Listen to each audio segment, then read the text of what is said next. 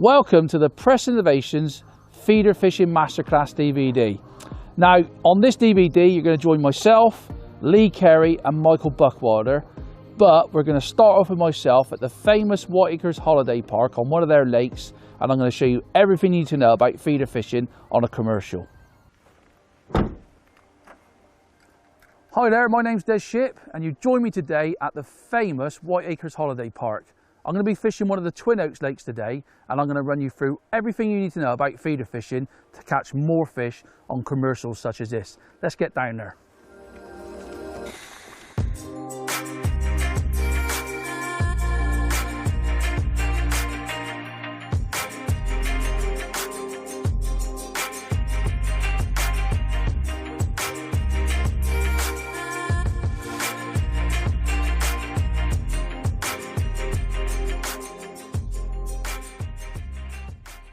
I've got about an hour before I start, and the first thing I'm going to do is do my ground bait, because what I don't want to do is do this too late. I want to get my ground bait right so it's ready to go on the feeder. So I've got my water, I've got my two mixes, I've got my favourite mix of all time, use this for absolutely years, match method mix, and I've also got chunky fish. It's something I've been using recently, and I mix this with the match method mix. It's summertime now, it's got a few more particles and absolutely brilliant. So I'm just going to open these up. Now, I'm not going to do loads of bait because I'm only fishing the feeder. Now, what I like to do is measure my ground bait out. So I'm actually going to use 2 match method mix to 1 chunky fish. So I got myself, that's about 1.25 pints. So I'm going to fill that up. Watch your method feeder, because you do get a method feeder in your match method mix. So take that out. Don't get mixing that up whilst you go along. So fill your tub up. You can do this, you know, you can mess about with your mixes. I like to do this because in my mind, I know what I'm using on the day. So 2 of them and 1 chunky fish. And it saves you wasting bait as well. You're not going to mix up loads. That should be plenty for today. I mean, I'm going to be fishing with pellets as well. So 1 of those, fill up to the brim like that. Stick that in my match method. You could use a drill, but I'm not mixing up much today, so I'm just going to use my hand. Mix it around dry first. Like that. Got myself a tub of water. I'm not going to put loads of water in. To that mix, I'm going to put half a tub of water. And give that a good mix round. Like that.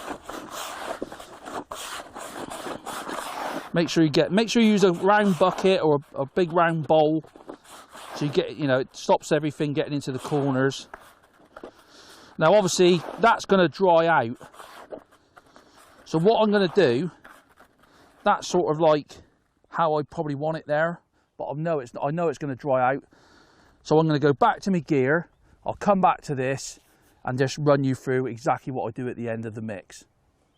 I've just got back now, I've set everything up ready to go with my gear. We've got about just under 25 minutes to go. Now the first thing I want to do is finish my ground bait off, because that's dried right out. It's a nice hot day today and it's too dry, but take your time with this part. You don't need to put a load more water in. I like my mix on the dry side, and when we start fishing I'll show you why. So I'm literally going to get just a corner of that tub with water in and stick it in the mix. I know it looks very little, but it's really important you don't put too much water in. It's better, you're better off, you know, when you're fishing with your ground bait, to add the water as you go, then mess the mix up now. So spin that round. You'll be amazed how that little bit of water brings your mix back. And I can just feel the dampness in that. That's not far off. I'm just going to put a tiny little bit more in. Like that. And that's, you can feel that now. Once that water's gone in, that'll be absolutely perfect. So I can, the way I can explain it is that you can just feel all the little particles sticking to your hand. They're slightly damp. And it breaks down, love. You can just imagine that on a method. You can crush it on. You can mess about with it. The nice thing about having a drier mix is you can mess about with how you want it to go on the feeder. And the only other thing I'm going to do with that is stick it for a riddle. So I've got another bucket. I mean, you're surprised how much ground bait that is. I mean, if you use a drill with a whisk on it, you don't normally need a riddle, but I'm doing it by hand because I'm only using a little bit of ground bait. Perfect. Stick that through.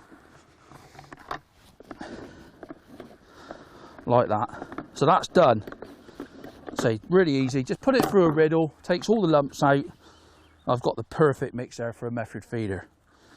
Now the next thing, well, I said we got about 25 minutes ago roughly. I'm going to do my 2 mils now because I want them, I don't do them too early. I want to do them now so they get like 15 minutes to settle. So I've got my 2 mil pro feed there. I've got my pellet wetter ready to go. So once again, depending on, sometimes I do like a whole bag if I know I'm going to be catching lots of fish. I'm going to do about 3/4 of a bag to start with. So just take that off. Like that. Got my little pellet wetter bag there. Just over half a bag. Do your pellet wetter. You can't go wrong. If you get a little bit confused how to do your pellets for the feeder, use a pellet wetter. It doesn't get easier. Now I'm a big fan of not soaking pellets for long because I feel like I can do more things with them.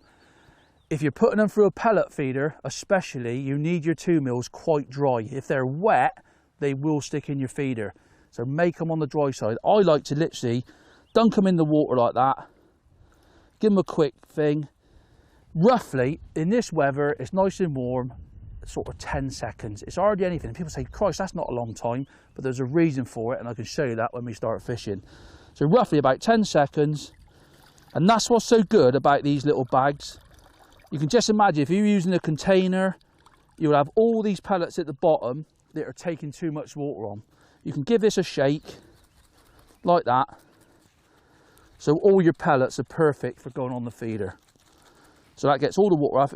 I normally just dunk them on the grass like that, leave them 10 minutes, and they're perfect.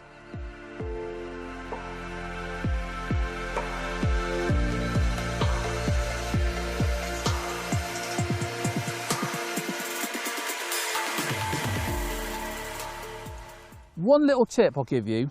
We all go to different fisheries and sometimes you have to use fishery pellets which are a problem sticking on the feeder. If you do get that problem, try this stuff. It's absolutely brilliant for binding pellets to your method feeder. So I've got my pellets there. They're good anyway, but if I want to make them more sticky and I'm struggling a little bit, just dip your hands in the water, a little bit of water on your pellets like that because they've dried out a bit because the sun's out, and just put very little this on. You just need to sprinkle a bit over the top like that. Get that out of the way. Whisk that around in the 2 mils and it works really quickly within sort of seconds like that, and as you can see straight away makes the 2 mils stick to the method perfectly.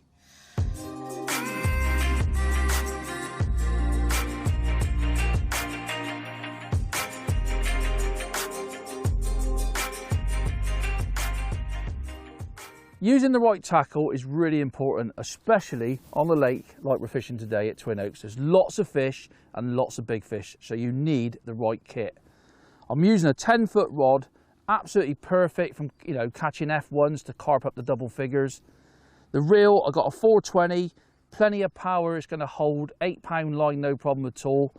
And going down to the line, I've got 8-pound sinking mono on there, mega tough. Because I'm looking to, fish a feeder, it's going to take a right battering. One of the most important things, as you probably know, I've only got one rod set up. Now that's for a reason. I'm using the ICS system. It's absolutely brilliant. All I've got on my rod when I get to my peg is that stem. It's absolutely brilliant. So I can pack that away with no weight on my rod at all. I've got all my feeders here. I've got the pellet feeders. I've got the method feeder. I can go from different size weights. So at the moment the wind's not too bad, so I'll probably start off with a 30 gram. But if the wind got up and I got that big bow of line, because it's going to be really shallow when I'm fishing over, and the line is going to be difficult to sink, especially if the wind gets really strong. You want that line to get down real quick. I might have to put a 45 gram feeder on. So it's easy, I can just change between the two, no problem at all. Same size, same thing with sizes. I can go up, I can step up. Sometimes when the fishing's quite difficult, sometimes you've got to put a bigger feeder on, maybe not cast in as often, but wait for bites. So I can just go from a bigger method feeder, a dual method, to a bigger pellet feeder, and they all fit on the same stem. It's absolutely brilliant. But I'm going to start on a pellet feeder.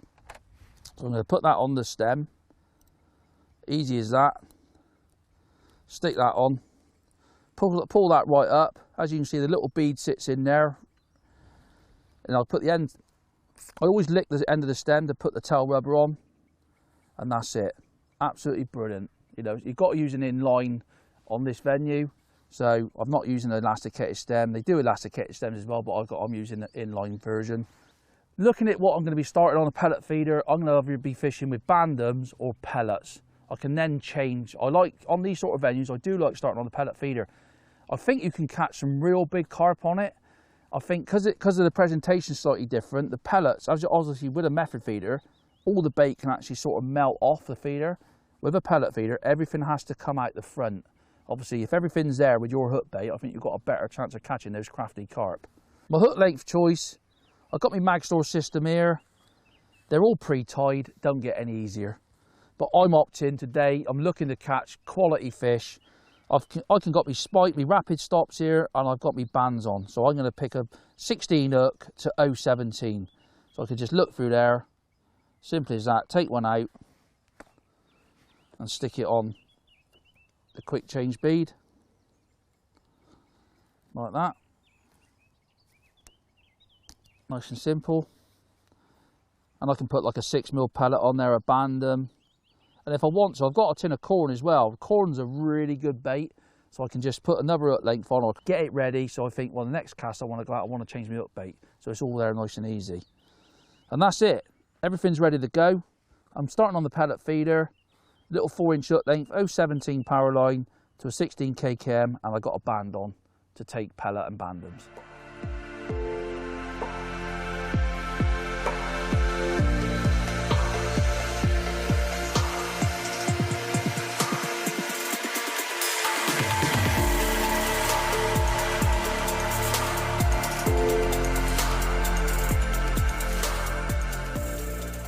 I've got everything ready now, got all my bait done, ready to go. The first thing I'm going to do, and a lot of people don't quite understand clipping up, and what I like on these sort of lakes is give yourself an option of chucking into 2 different areas. You know, most of the festivals I fish here, you get a spare peg. So just have a little think about it. I can say, right, I can chuck my feeder in 2 areas, but with the same clip. Now, another great thing with the ICS system is you can actually put this bomb on. Now I'll use this for clipping up. So I'm going to stick that on my stem, like you would with any feeder, put the tail rubber on. I've not clipped up yet, so I'm just going to run through how I would clip up. Now obviously you can look around here, there's a lot of bare bank, and there's a few bits with a bit of foliage, and that looks really nice. And that looks to me, that bit of grass over there is a nice bit of green grass, that looks really nice. It's going to, you know, for me personally, if I was a fish, that's where I'd want to sort of feed. So I'm just going to cast out to that green area. Oh, that wasn't a bad cast. Probably a little bit too close. So I'm just going to wind in twice and put my clip on. And that's another good reason to start using 8-pound line. If you're using a clip like I am, use 8-pound line. I'm just going to fill the bottom there. It's really nice and clean. So I wound in twice then and put the clip on. So I'm going to chuck out there again.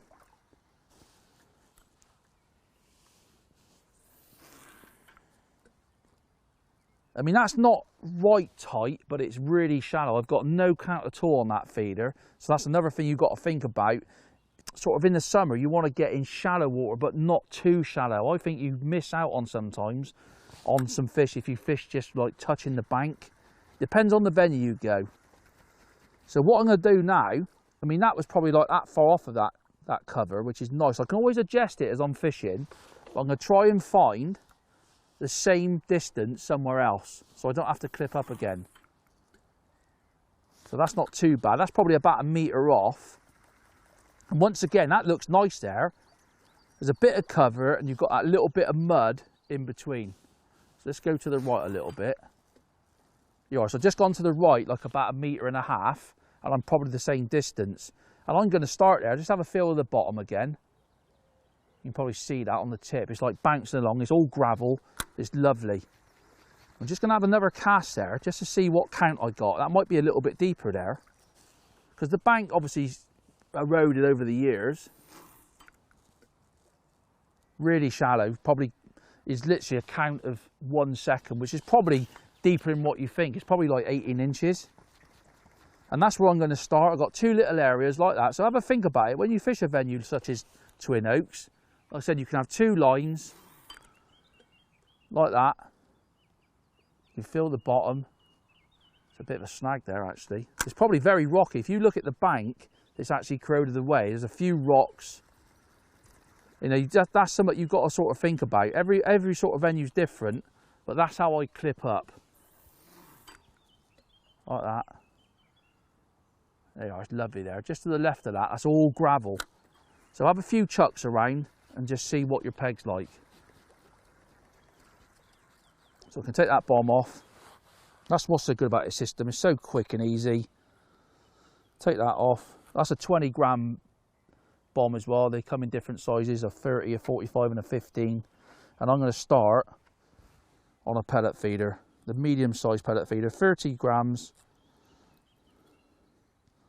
Stick that on, stick my hook length back on.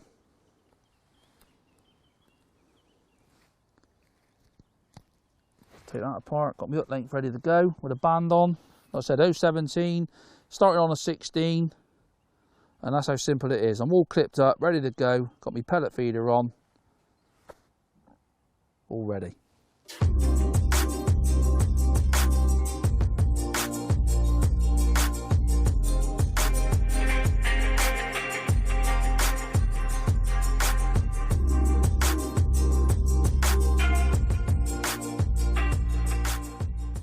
After catching a few carp on the pellet feeder with a pink bandem, I've sort of changed from a pellet feeder. I had a few on a pellet feeder, and I wanted to try ground bait and micro mix together. So I got a mix there of ground bait and micros, just 50-50. So like 2 handfuls of ground bait, 2 handfuls of micros, mix it together. And that definitely, putting that little bit of ground bait in, has got the fish hunting for bait. But once I found the fish were there, I've gone back to a little, just a Jura method feeder, small one, 30 gram, with a 6mm hard pellet, but gone back to micros around the method. Now I've got the fish in me peg hunting for food, I feel like I want to put micros round. But what I've decided to do as well, now I've come off of that left-hand line, I've just started catapulting. I've got a few 8mm Thin Perfect pellets out of a bag, and I just felt I wanted to start catapulting a few 8s. So while I'm not on it, I'm actually feeding it. So I'll just run you through. I'm just putting a few micros in me mould, putting that 6mm hard pellet in the middle.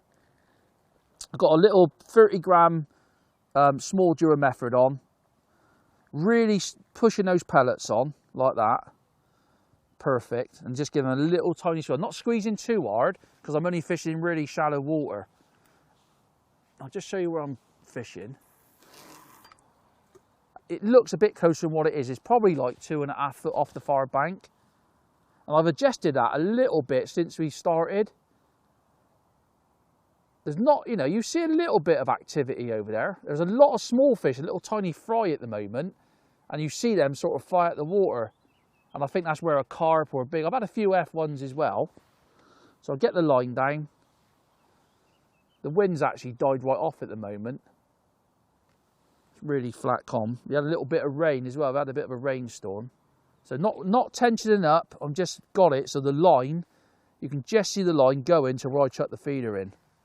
And whilst I'm on, waiting for hopefully get a bite on that, I've just started catapulting sort of half a dozen pellets on that other line. That's a nice thing having 2 lines. You can just catapult a few out there. At least in my mind, I'm doing something to try and drag a few fish in the peg.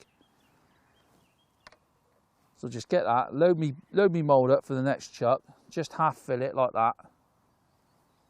It's all just, you know, a little bit of time. When you do get a bite, or you wind it back in without a bite, you can stick your bait in, and it just makes everything a little bit quicker.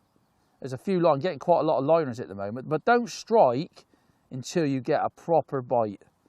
They're really crafty on here, but it's quite interesting as well, where you can mess about. You know, sometimes you put a bit of ground bait in to drag the fish in, and then when you've got the fish in your peg, go back to micros and you seem to catch the better fish. I definitely, when I started putting groundbait on the feeder, I did catch some F1s, but I am trying to catch the quality fish. So I went back to micros. I've got a hook length there with a rapid stop on.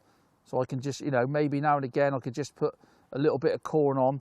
Just worth doing on some venues you go to.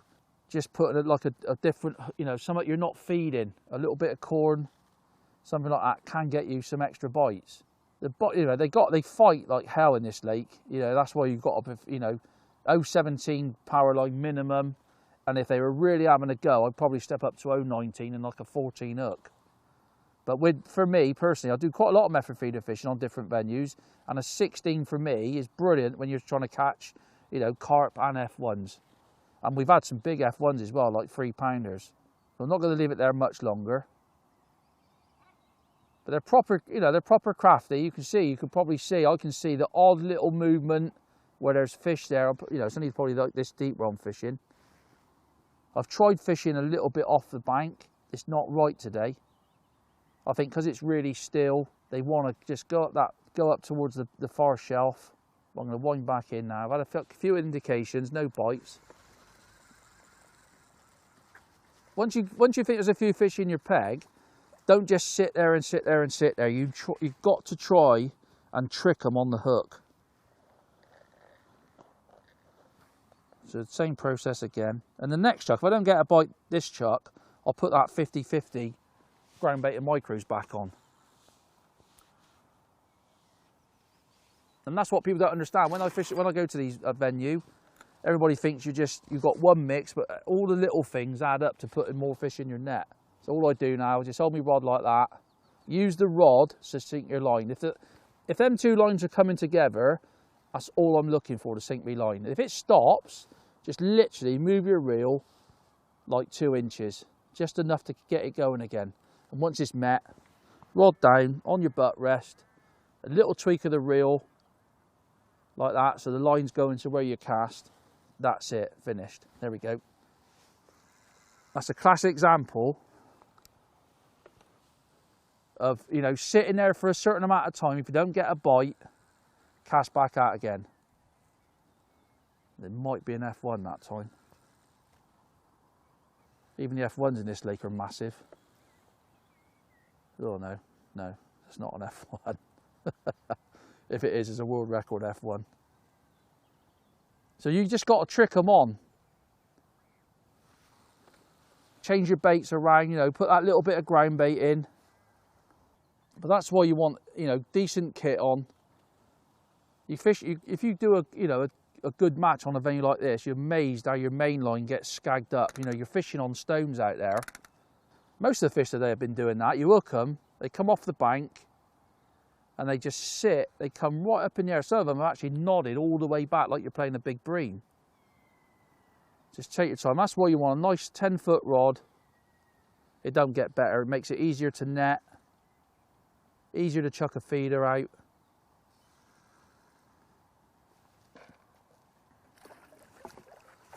A nice mirror.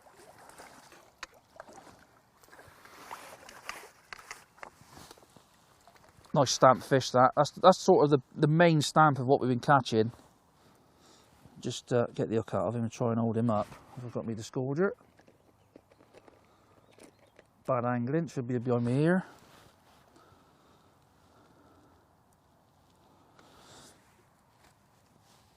Just sting that a minute.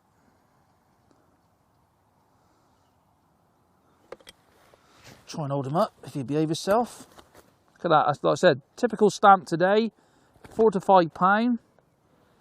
Not going to hold him up for too long because he's very, very lively like the rest of the carp we've caught. But crafty as you like. But if you get it right, let's get him back because he's angry. If you get it right, like I said, use that little bit of ground bait today. Other days you don't have to do it. But that ground bait some days, you know, you need that little bit of smell, a little bit of cloud in the water. Just gets the fish in your peg and keeps them hunting for bait.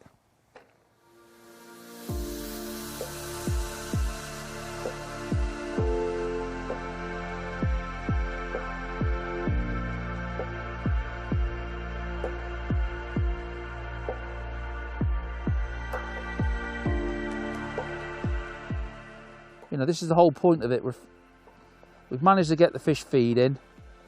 There's more and more bait gone in. I'm not going to squeeze at all this time on the feeder.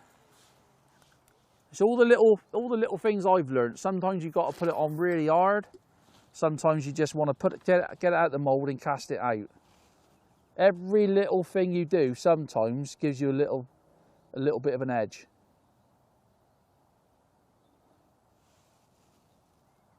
Just get that down.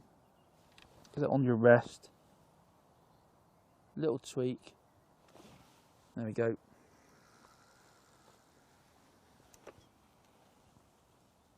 So it's starting to have a proper go now, and that's what this sort of fishing's all about.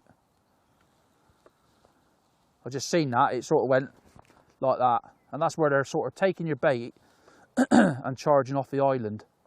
And sometimes it can take, you know, quite a long time on a venue like this, but when they start going, it's brilliant. I think that's a big F1 actually.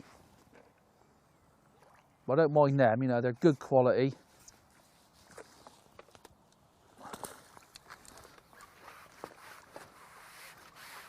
You know, you don't mind getting the odd one of them mixed in. They're absolutely mint, them things. It's like they've never been caught. Look at that. A Twin Oaks Special F1.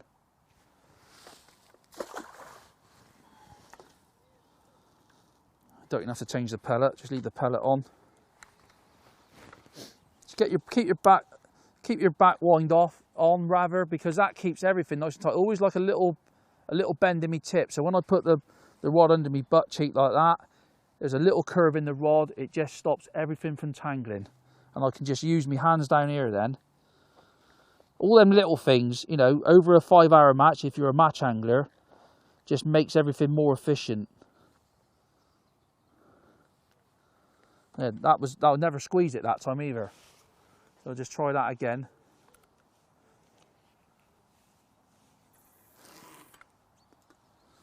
Let it go down. Little tweak of the reel. Oh, there we go. I actually seen the line going then, but I think it might have been a liner. That was a shame. I'd like to have caught that one if that would have been a bite. And we've, you know, it's been tough. It's been tough up to the last sort of half an hour or more. But this is what can happen. The fish start feeding. And like I said, you want to keep casting because you want to get the bait in there. You want to get the fish competing. But that seems to be perfect. That distance off the far bank today seems perfect.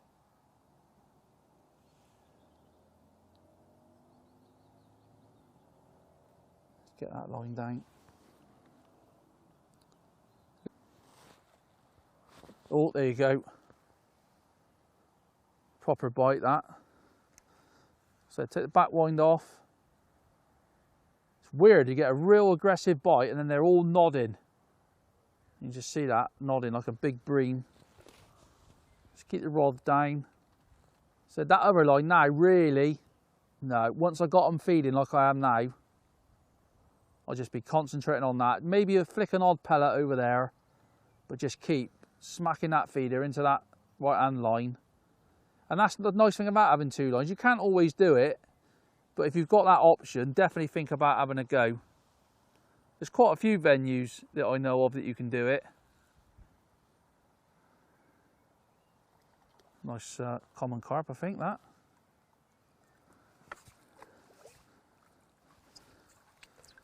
Beautiful.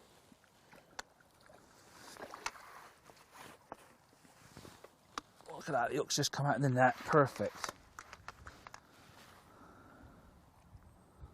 Let's get that out. Try and hold him up for you.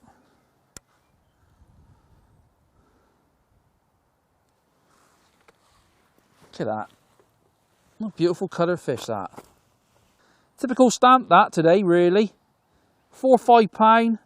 The nice thing about these fish is when they start feeding, they have a real go. You can do a real big weight, you know, 25 of these, and you can catch 25 really quick when they start feeding. He's not happy, so I'm going to get him back.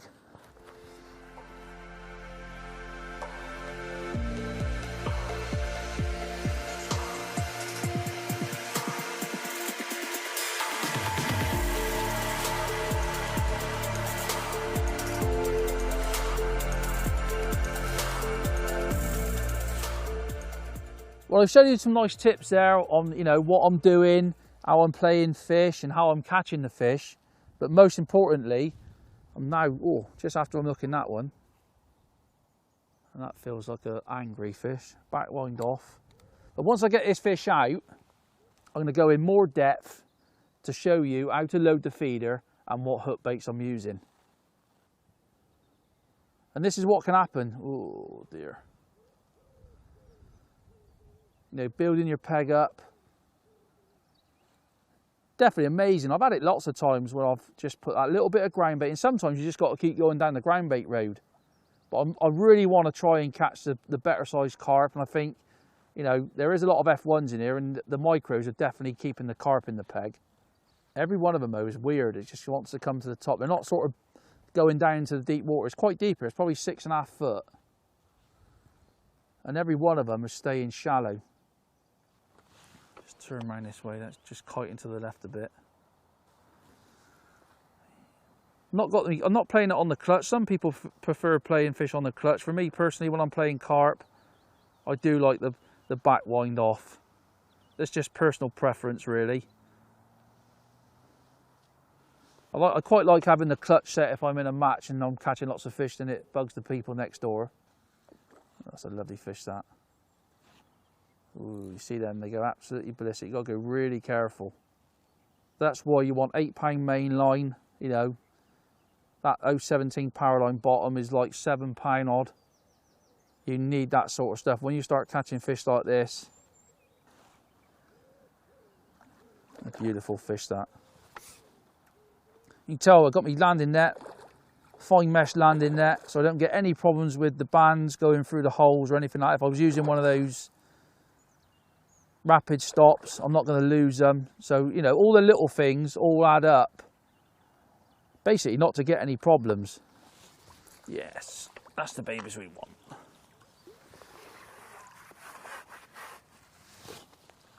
They're beautiful, that. That's the ones we want. They're the proper weight builders. Probably around about £7, good sized fish. I'm going to try and hold this one up because he's beautiful. Let me just chuck that down with no bait on it. Look at that. That's twin oaks at its best. There is hundreds of these in. Not easy to catch some days, but feeding that line, you know, keep chucking it out even when it's been tough. They've started having a go. Look at that. Not happy, but we've nailed him on the method feeder. Don't get better. Let's get him back.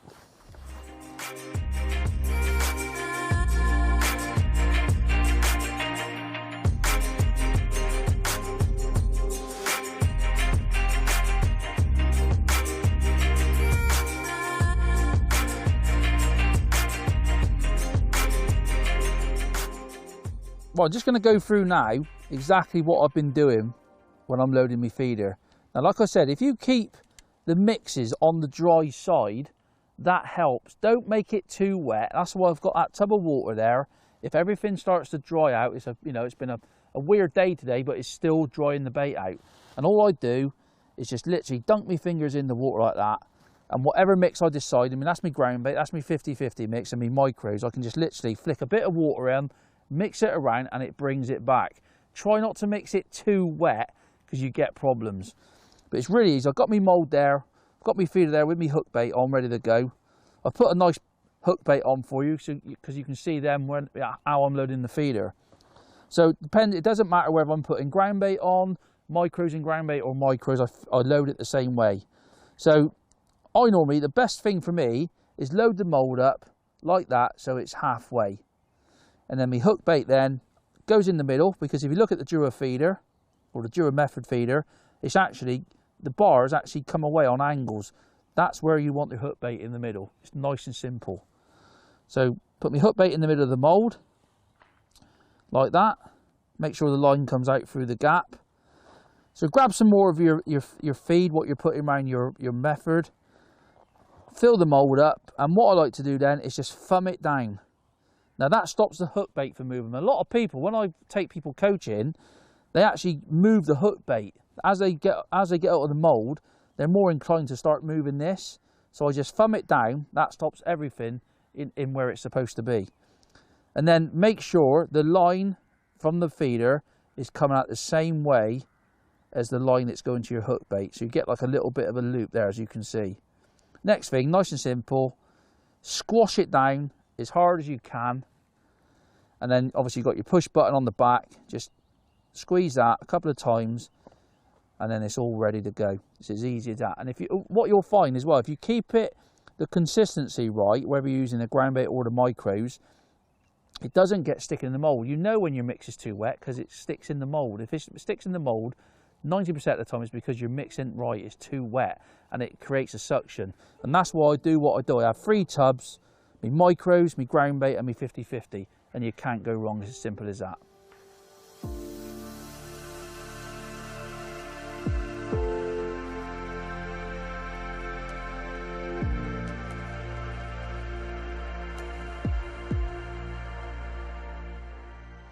Three of my favourite hook baits for this style of feeder fishing has to be, number 1, the good old pellet. You know, that's whether you're fishing with 4 mils, if you're fishing for F1s, 6 mils for F1s in carp, and sometimes if you want to be a bit choosy, an 8 mil.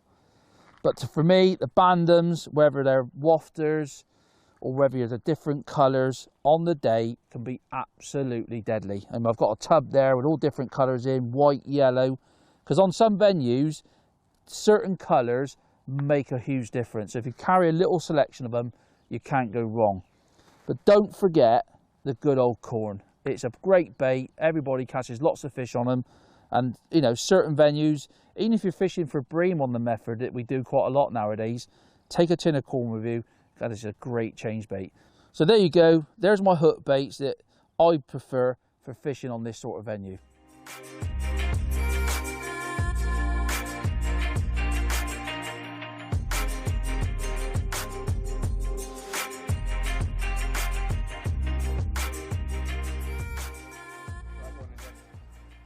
Well, I've looked a proper fish here.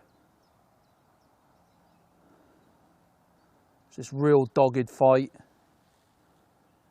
Not a real aggressive bite either. And I've said that before about method feeder fishing. Some of the bites you get off the biggest fish, it literally went like that, like it was an F1 bite and then went slack. It feels like a good, feels like double figures, to be honest, the way it's fighting. As I said, take your time, there's no rush. Controlled pressure, that's what you got to do. You know, you know what kit you got on.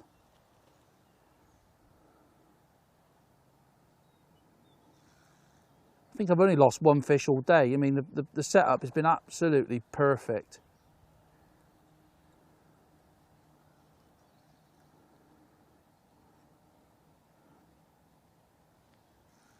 It's nearly ready now.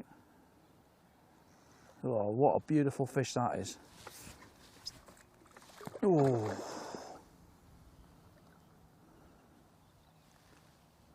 Oh, come on back. Definitely one of them fish to end on, I think. I've had a fantastic day at Twin Oaks at White Acres.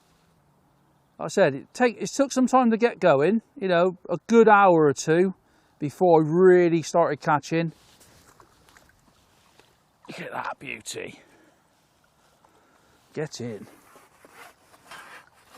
This could be a stand-up job for this one. Oh yes. Definitely going to hold him up.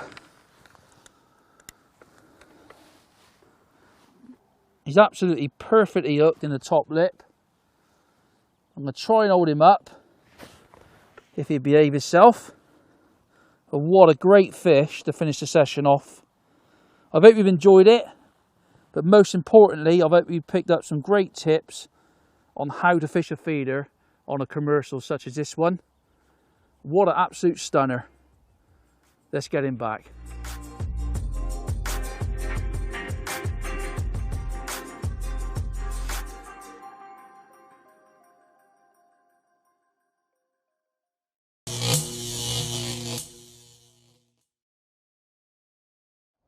On the second part of this DVD, we're actually going to Ireland and fishing with Michael Buttwater.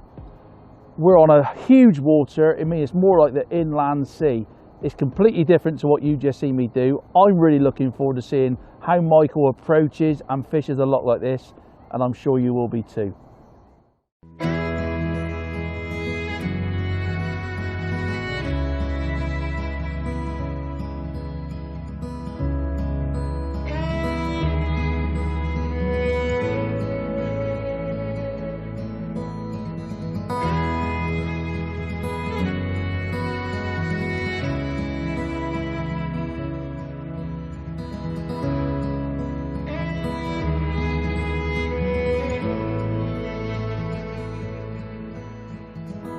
Hi, I'm Michael Bookwelder, and today I've brought you to Loch Garradice in Ireland to show you exactly how I target great big wild waters like this.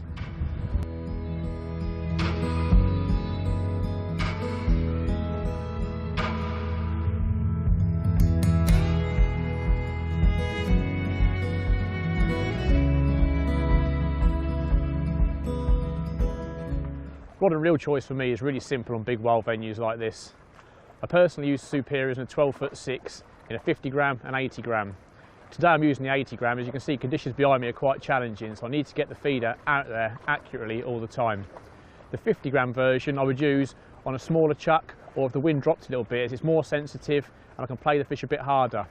But today, with these conditions, 80 gram is perfect. The real choice for me is a 520 Centris.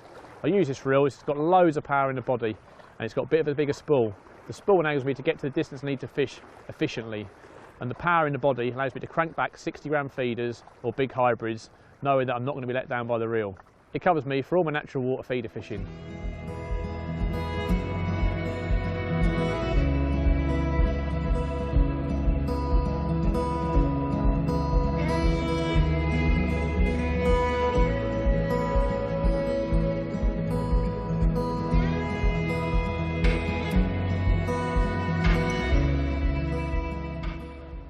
I'm just going to show you how to use the measuring sticks to gain complete accuracy.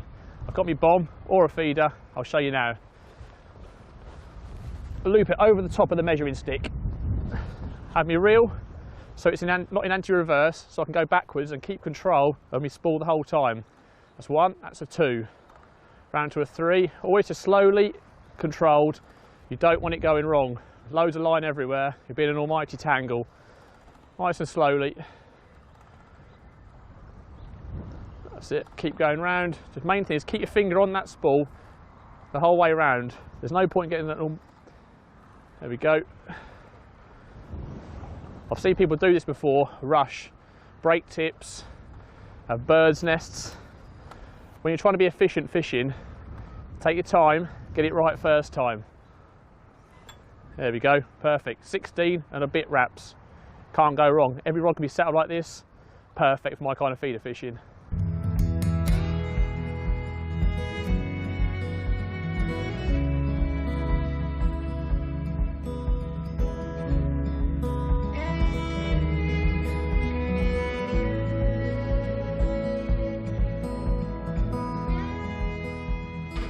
I'm going to talk to you now about my terminal tackle.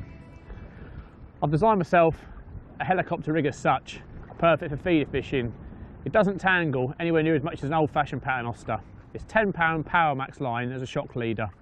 I've then got two Corum gripper stops. They hold in place a quick change bead. This quick change bead enables me to change hook lengths should I need to, line become damaged, or I just want to upscale or downscale the hook depending on what conditions are doing. I've then got a 3-inch boom. Always have a 3-inch boom. It's just a nice starting place to work from. All the bites in Ireland, big waters like this, are quick, always positive bites. You don't need a long boom and trying to mess around for little bites. It needs to be positive on the bottom, job done. I'm using today an absolute window feeder in 45 grams. It's just about heavy enough to get out to where I need to at 48 metres, but it's not light enough where I'm struggling. I haven't got to stand up or cast, I've just got a nice gentle lob to get it out there. I've coupled that with 020 reflow fluorocarbon. I've started on a 75cm hook length. It's a good starting point. I can always shorten it and go longer depending on how bites are coming. I've matched that to a size 10 N20. It's a good strong hook, perfect for these bigger fish. You don't want to be losing them. I'm now going to start and show you how to kick off a peg my style.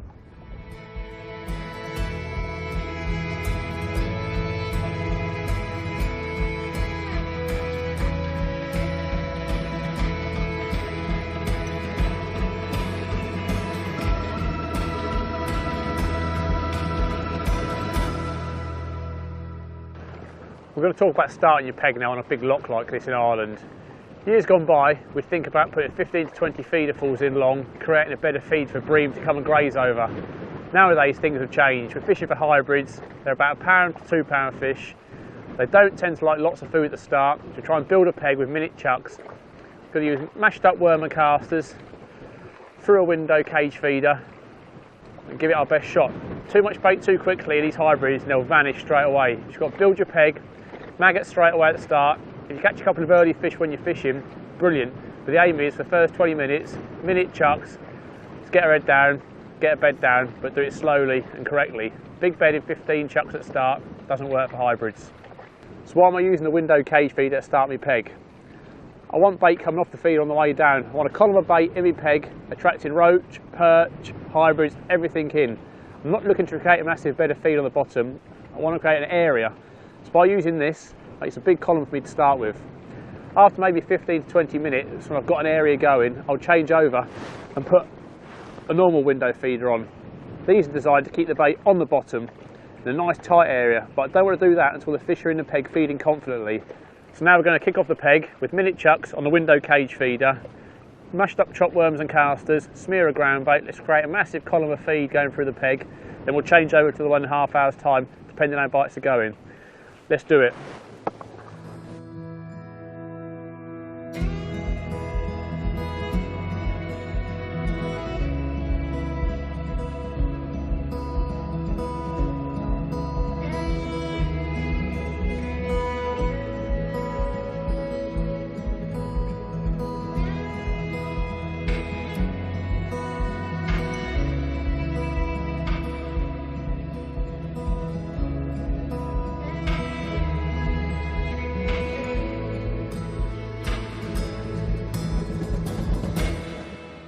Alright, we're fishing about 25 minutes now with minute chucks on the cage window. It's the first proper fish I've hooked, so I'm going to take my time a little bit. It feels like a good hybrid to me, maybe a skimmer. Put up a bit of a scrap. I've got to try and really control the fish because the wind's playing havoc with me rod at the moment. It's trying to pull it out of my hands at the same time. You can probably see on the camera how windy it is. Just take your time, control the fish. It's probably going to be £1.5 pounds. It's not something you want to lose. I see a lot of people hook them and try and rip the heads off at the start, and you don't know what kind of day it's going to be. If it's going to be a 20 kilo day or a 5 kilo day. When they're like this sort of size, you see they're well worth catching. Pound fish. Had him on 5 red maggots. So, with hybrids, you get them in the net and they seem to go a bit mad. Great fish. Good. Carry on chucking 1 minute chucks at the moment. Don't feel like changing my feeder just yet. It's probably a bit early in the session to do that. Give it another sort of 15-20 minutes and find out where we're going. Using three red maggots, I think. 2 through the bottom end and 1 through the top, just to try and avoid any spin ups if we're coming back too quickly to miss a bite. Using casters, a little bit of worm, but some real dry ground bait at the moment, just to try and keep that column of bait going through, just for the time being. With the normal window, we're concentrating on the food in the bottom, but at the moment, we're still trying to build a peg. Hit your clip. Big thing, feeder fishing. Always hold my hand or my finger on my braid. The rod tip sunk. We've got a lot of tow on the water today. It's towing really badly. And feel for the feeder hit the bottom. And just constantly then set your rod. And we're just looking at the tip now, trying to work out where we need it set for the bite. Somewhere near set now. The toe is that bad, it's pulled it round already. We've got a 2 ounce tip on, it's pulled it around already. So just going to sit and wait, hope no more than a minute sort of 20, sort of try and count backwards in my head. At that point, I know the big thing is don't move your feeder so much. I keep seeing it everywhere, but with hybrid fishing it's so different. You're fishing for wild fish. Fish that have not been caught before, big roach, perch. They're after moving bait. It's not used to be sat on the bottom of lakes. Pick your stuff up. They want it in their face, bang. So I've got to really play it by ear at the start. There's no point in forcing it. So the tip's bent right round now, so we do get a bite. It's going to be quite vicious. Always trying to stick with at the start 3 to 4 red maggots, because basically everything that swims eats a red maggot. It's quite a visual bait. With them being floated, it's probably probably not floating maggots out there, but it's probably a bit more neutral buoyancy, so you get a bit of a slower drop to get to the bottom. It might only be 5 or 10 seconds, but it might just be that extra bit that the hybrid. There we go. That's what happens. You miss a bite, that much tow in it, not read the bite properly, gone into it too early. So, gives you about a centre is 520. If we can crank it back in as quick as we can with that system we've got on, that paternoster, come helicopter rig, hopefully get no tangles, get rebaited, get back out there. There we go, look, no tangles, no spin ups. Maggots are absolutely destroyed. So with that tow, I've not spotted the bite properly, so I'm going to try and tighten up a bit quicker to that tip and sink that braid a bit quicker. I'm going again, same as before, a few casters, a little bit of chop worm, dry ground bait again. Think about it, and maybe another 5 minutes changes that normal window feeder, and try and concentrate on the bottom. Try and avoid casting wrong. The wind's just picked up again a second there, so no point in rushing. Want it in the same spot. Hitting the clip straight down, right under the water. Feel it from the bottom. Any second now, there it goes. People always laugh at me, I'll be a bit of a thrasher, but I like me braid down. I'm going to tie it right round to the tip, put a big bend in it straight away, so I can try and read that bite a bit quicker if we're going to get one a bit quicker. Always expect your bites within the first sort of 50 seconds really. You don't tend to catch many hybrids after that. You tend to get done by a silly 3-ounce perch, which is not what you're after, not when you're trying to win a festival. There we go, straight on it, look, bang on the proper fish. Again, take your time, slow. This wind's becoming a real pain with the rod, it's trying to force it all the time out your hand. Just coming towards me now, so I can get a bit of a turn in now. Start going a bit quicker. When it's really solid, you point your rod at the fish like this and start cranking them, but we're probably still a bit early into the session for that. We need to give it at least another half an hour. Take your time. Here he comes. It's that windy, can't even hold my landing net. Oh, look, it's actually a skimmer, I think. I know, a big hybrid. Proper one. They're the ones you come to Ireland for. Almost like a bream, really, but got some hybrid in him. So what I mean, don't take a long time. You need 15 fish, and you're probably going to, most places on the Erne and Garradice, and Brackley and Benurkey, you're going to win a lot of money. It's not all about the 50 and 60 kilos anymore in Ireland, where you used to catch them on a size 6 and stuff like that. It's all changed. It's all a bit more sensible. Alright, I'm going to go this time. I like to vary it a little bit. I'm going to go mainly worm this time, but still with that ground bait, just to see. Just don't like to give the same every single chuck. Wind's still picking up, so still take your time.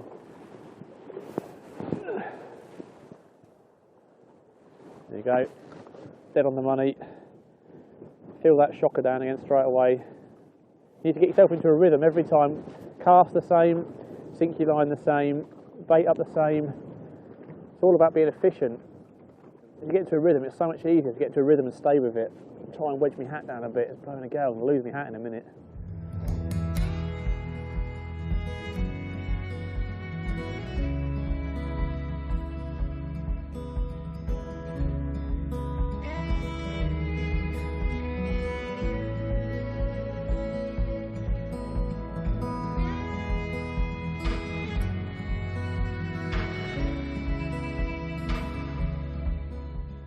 I'll talk to you a bit about the baits today now. Ground bait wise, we're using the new dark feeder mixed with the toasty brown crumb, mixed it really, really, really dry. There's only about 15, 16 foot of water out there, so I'm going to try and make a bit of a column at the start, and we can always, it's easier to add water to ground bait rather than take water out of ground bait. That's impossible. So I don't want to be messing around with ground bait too much on the bank. So always start dry, work my way from then. Always chop a load of dendrobinas at the start. I know people keep saying chopping redworms is the way forward, but not for me at the moment. That's a bit of a future bait, and maybe 2 or 3 hours down the line on a bream water in England if you're not catching skimmers in particular. But over here, dendrobinas are the best bait by a mile, even just for cost-wise. Like the price of them is a lot cheaper. Probably up to, I've been known to get through anything up to sort of 2 kilo in a match, depending on what you're catching. You can really bite it. Oh, missed that bite. It was a funny little bite that was. So, funny bite there. So what I'm this time, I'm going to vary bait again and put some more casting, because the previous 2 times we've had a big hybrid, we've been putting just casters in. So we'll try that again rather than the worm, just keep playing about for the first little while. There we go. Let's have a look. Bait's okay, so nothing's still go again with that. Let's try full casters again this time. Again, that really dry ground bait mix.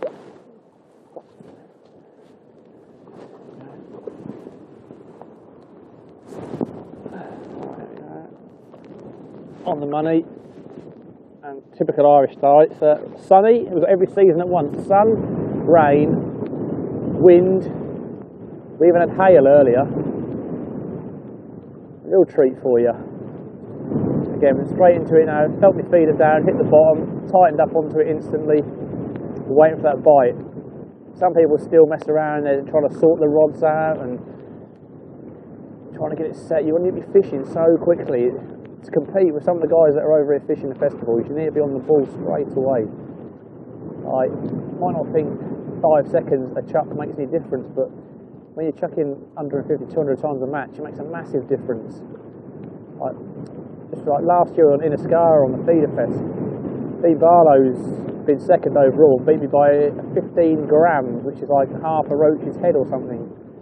Over 5 days of fishing, 25 hours of fishing, beat by 15 grams, all makes a difference. All things important in Ireland. People, when you're not getting bites, people scale down. I would never ever scale down on here. In fact, you're fishing a 60-gram feeder with an enormous amount of tow and wind and stuff on it. What you don't want to do is hook a fish and then lose it. Otherwise, you may as well not hook it. Because the last thing you do is hook it losing the peg. If there is a few fish there feeding, you don't want to risk upsetting anything else that's in your peg. So always fish, I wouldn't do anything lighter really than a 12, always fish at 12 or 10. Sort of 080 would be the lightest I would go for roach, and most of the time I fish 020. I mean, 020 reef float fluorocarbon breaks are something to see like £6-7 anyway, so bar a disaster, you're not really going to get broken on it. Now it tips settle down right round now. Unless we get a rip off the rest bite, we're not going to see it because there's that much bend in the tip now. I can't even work out what's going on with it. What I'll do is I'll give it a little tweak. Sometimes you get to about here and it rattles, but at times we'll go to there, count back from 20 in the head, and then we'll re-chuck it again. Like I say, you missed the bite, you don't even got your bait on, no point in sitting there for more than sort of 20 seconds. We've got a maggot on there still, single maggot, if the worms have been eaten on a 12, so there's something there, but no, I don't feel confident. There we go. Little fish, I think. Get a perch. At least we're getting bites now, it's the main thing. You work in your peg, we've added like 5 or 6 fish. You're starting to build a peg, this will be a perch. Give it up already. Here it comes, bouncing on the surface. Oh, a typical Irish perch, see him 30 yard out. There's no point in going mad and reeling his head off and losing him. Like I said a minute ago, Dean Barlow beat me by 15 grams, so probably cost myself £2 grand. So, you're better off being in my net.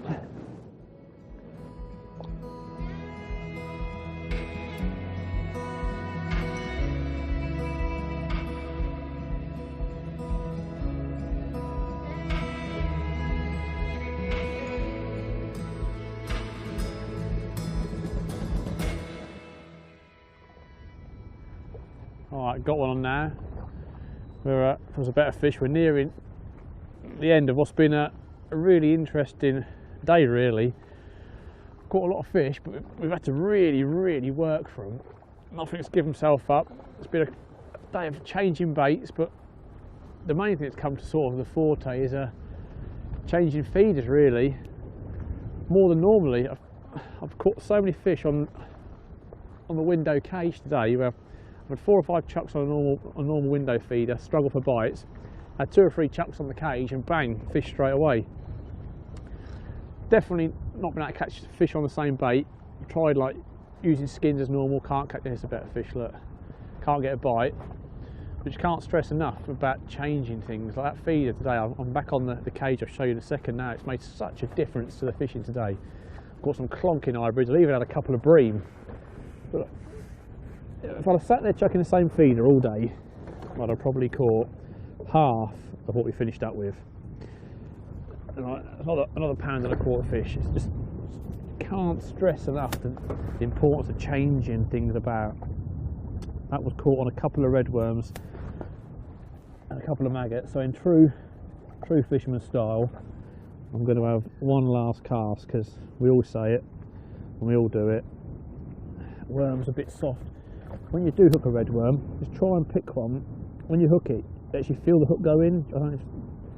Some of them you put the hook into and it's just like putting it into butter. You just know that your bait's going to come flying off as soon as you do any degree of a cast. So take your time.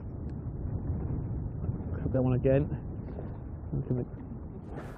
Two red worms, two maggots, that last one was on. Sometimes when it goes rock hard like this, sort of towards the end of the session, big and visual are often the best way. There's no point scaling down. Great big hook, two maggots. We'll have one last chuck. Let's see what happens. I'm having to stand up to cast now, because I've gone from being like, started off the session at 48 metres, we're now at 58 metres. And just backed right off the peg on you, totally backed off me. I probably had a 25-minute spell there where I've not had a fish, which is just typical fashion for hybrid fishing. Anyone that's fished from before, you know, you catch fish, all of a sudden, bang, they're gone. But give this one last chuck. We'll see if they come back in the pegs. They can come back in. That was my first fish for a long time. But it's a big fish, but if I hadn't chopped and changed, I wouldn't have caught it. So it's so important to do that.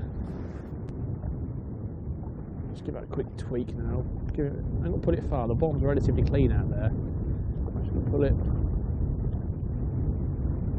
Pull that probably a couple of foot across the bottom. By the time you get a little bit of stretch in the shock leader and that, and the rod tip bends round, just enough. Just try and tempt a bite, whether it be a perch or anything. You just want to try and tempt something. Usually catch a big roach doing it, but I don't know if they're off. Indication then. Look, I don't know if they're off. There you go. Pulled that one on. Look, proper fish. That might be the biggest fish of the day. We'll take our time with this. No one likes losing last fish of the day.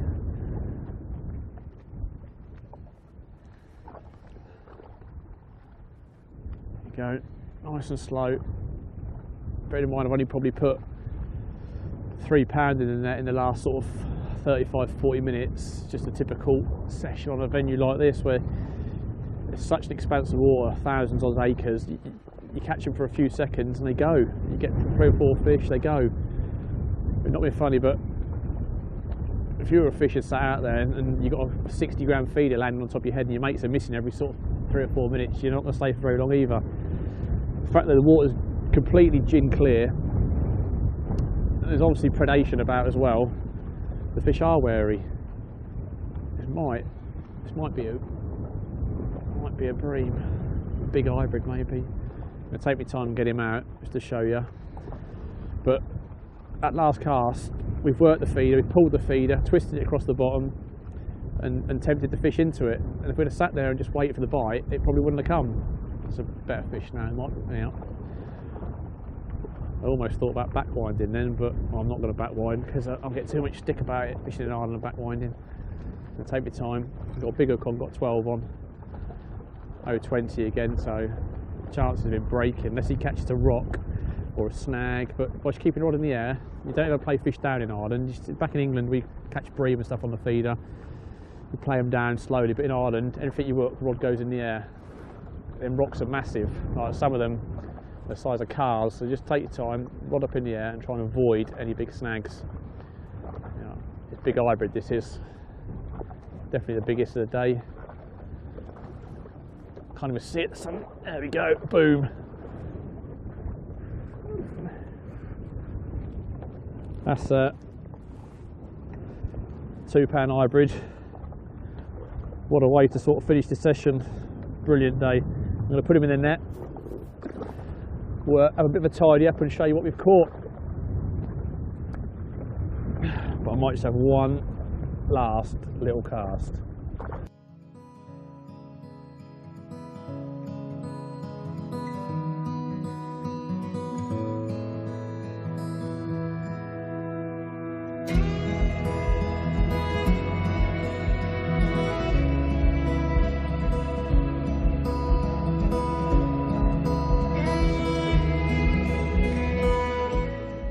As you can see, I've had a great day here at Loch Garradice. Got a cracking net of hybrids and bream. You've seen how I attack natural venues like this. If you keep things nice and simple, keep ringing the changes, you'll get nets like this too. Let's put them back.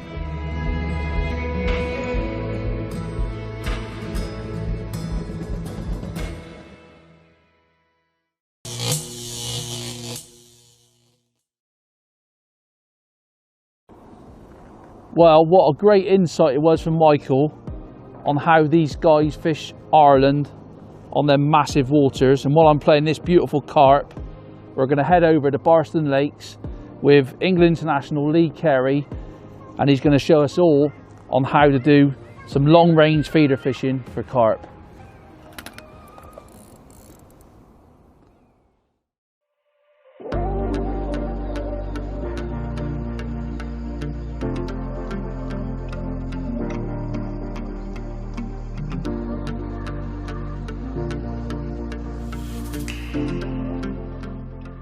Well, you're joining me for the last part of this fantastic DVD, and we're here today at Barston Lakes. It's a fantastic complex. I'm going to show you a little bit of long distance method feeder fishing. We've got all the gear, there's plenty of carp. Let's go and catch some.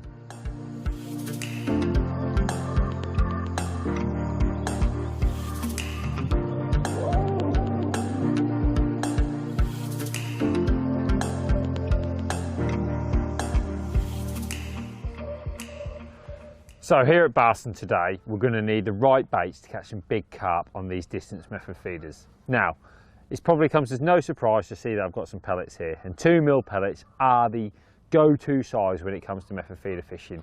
You've probably seen loads of times how to do it: soak a few pellets up, whack it on a feeder and pop it out there. The thing I like to think is fish have become a little bit more used to that sort of thing, so you need to mix it up a bit. So I've got a few baits here which are just going to help me give it that little bit of something different. So I've got Pro Feed pellets in 2mm. Now they are the go-to size, and I'm going to soak them up, and I need to get on with that first of all. So it's pretty straightforward, to be honest. There's obviously several different ways you can do it, but for me, I always do it the same way. I just pour in the amount of pellets I need, which is about half a bag, I'd say, and I've got some water here, and I'm just going to completely submerge them. All right, just going to completely submerge them in the water. I know that there's been things said where you can do 2mm pellets for 2 minutes, 4mm pellets for 4 minutes, and that still applies, to be fair. That's not going to take you too far wrong, but personally, I only like to do it for 30 seconds or a minute or so. I just like to make sure that all the pellets have had a good soaking under the water, and then I'm going to drain the water off. And the reason being, when the pellets are like that, they're going to stick together because the outer coating is going to be sticky. But it allows me to touch them up throughout the day. If I want them to be a little bit drier and come off, or if I want them to really stick on, I can just wet them up a little bit and do what I want. Just like ground bait, just like we do when we're fishing normally. So I'm going to drain this water back into here. I'm just draining all the water off. There we go. I'm not bothered if there's a little bit of excess water in the bottom, but to be honest, I just want the most of it off. Spot on. So you can see there the pellets are all nice and wet. They've all had a good soaking. They probably stick together as they are, look, but they're going to just take on a little bit of water now over the course of 15 minutes or so. They're going to take on that wetness from the outer skin. They're all going to puff up nicely, and they're basically what I'm calling my binder. They're what I'm going to wrap around the feeder. But like I said, it's no secret that when you're fishing for carp, pellets are the best bait, and these Pro Feed pellets are really good. They've got a great fish meal content and they work really well. Now you'll probably notice that I've got some 4mm Pro Feed pellets as well, but what I'm going to do with these is something completely different. I'm not going to soak these up, okay? I'm a big believer that these big carp, they like hard, crunchy baits.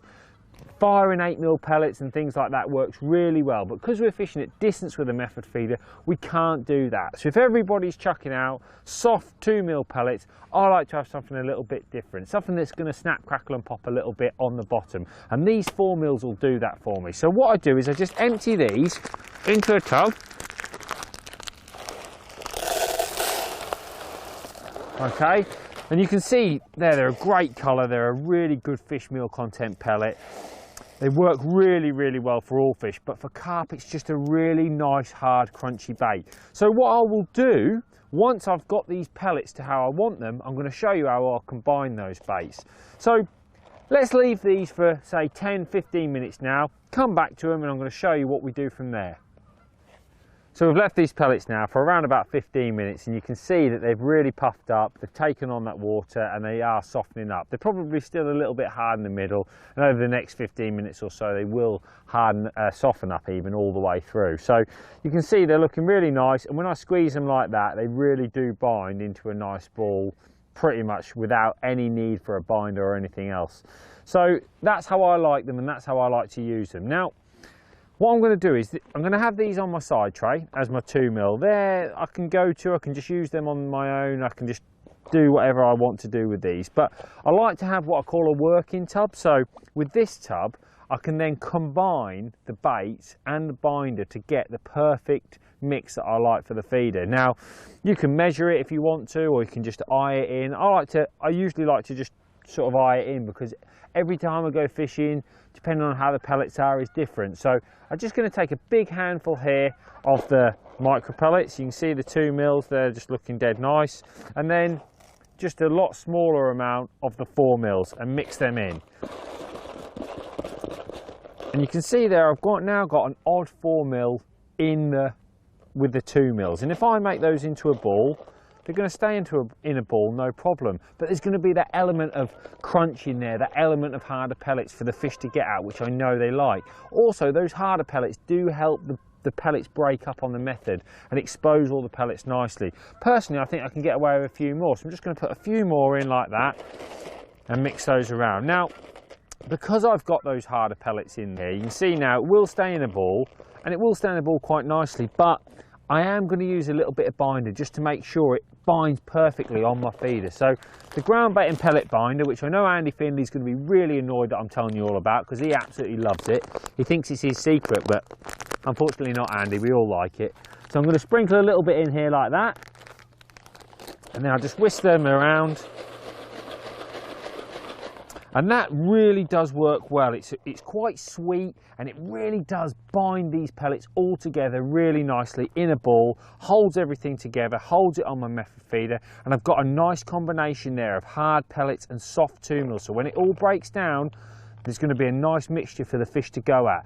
It's that something different to what everybody else is casting out. It's that hard pellets that we know the fish love. So it's just that little bit of something, and if it doesn't work, I can change to 2mm. I can maybe add some more hard 4mm in if I need to, but by having both on my side tray, I've got that option. So that's how I prepare my pellets, and I've got my working tub here.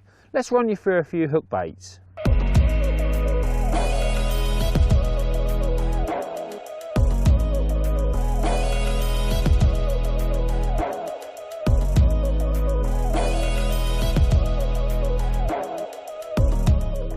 So when it comes to hook bait options, for me, when I'm fishing for big carp at distance, really there's only one choice, and that's got to be hard, boilie or bandem type baits. So I really think that colour plays a big part, and I really don't think that anyone can tell you what is the best colour on any given day.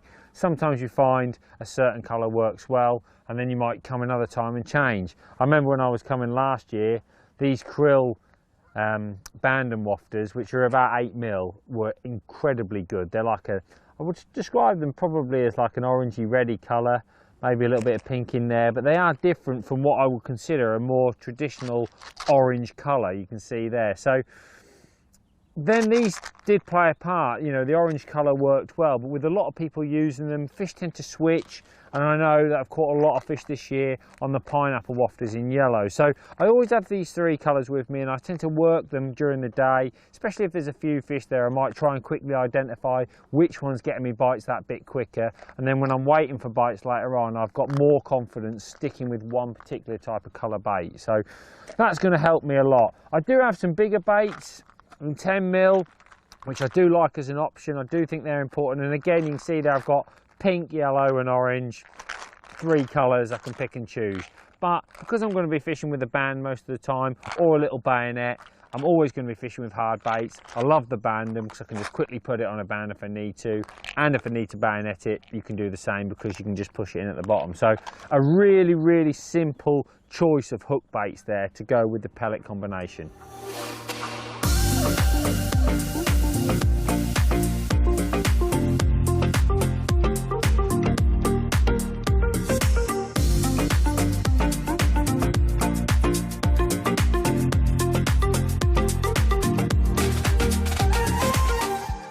So I'm going to talk to you a little bit about the feeder I'm going to use today. Because we're fishing at distances probably in excess of 50 metres, I'm going to use one of the ICS distance method feeders. Now, I absolutely love a method feeder. For me, it is the best form of presenting your bait because you can encapsulate all your bait on your feeder with your hook bait involved in it. And that is perfect because it comes in and picks that parcel up in one go, and it really is the best way of presenting your bait. So when we were looking at designing these for distance, we needed to consider their shape for casting. So you can see here, they're a lot wider at the bottom, and there's the shield at the bottom, which means all the weight, because they're made of metal, is at the bottom. So when they cast out, they cast like a bullet. They really, really do carry really, really well. 50 metres, no problem at all. Today we might even be fishing up to 80, even 90 metres. So when I'm casting that long distance, I'm going to try my best to sort of stop the feeder so it stops and goes in the water nicely. But you've got to appreciate when you're casting at that distance, that's not always possible. So this weight at the bottom here is going to help protect my bait. You can see there's a nice almost cavern-like area in here where all your bait's going to be well kept in. But we've got the bars on here as well, so it all grips the bait. I do really think bars are important to hold your bait on. I really do think that's important. And you can see there, once it's on the bottom, there's some really good holes at the back, which allows the water to flush in, and it pushes the bait off the feeder once it's settled on the bottom. The reason the bars are there is because it'll hold that bait on impact. Any water that tries to push them through, it will hold the bait on impact, so it'll get to the bottom in one piece and then start to break down with your hook bait perfectly in the middle. It really is the perfectly designed feeder for this sort of distance feeder fishing. So that's going to be my choice today. Now, it comes in 45 and 60 gram. Got the 60 grammer here, and I'm going to start on the 45. I much prefer fishing the 45 if I can. If there's no wind like today, this is going to be 50-60 meters, no problem at all. If I want to go a bit further, I probably will be looking at the 60 grammer, or if it was windy and I needed to keep accuracy, I'll be focusing on the 60 grammer more. So because we've got the ICS system, it's really nice. Personally, here at Barston, I like to fish an elasticated feeder if I can. So this is a free running one. I'm just going to take the rubber off at the top, and I can push that tube out, and I can just replace it with one of the elasticated tubes that I've already got here. This has got a 15 hollow through the middle, and I've personally just fixed a little swivel to the bottom so I can attach my hook length. You can see there the elastic works perfectly when you hook a fish, and when you're playing these big carp, look, we could even have a 20 pounder today. That elastic right at the net is really handy to stop hook pulls and any breakages of your short hook length. Let's have a little look now at the rods and hooks we're going to be using.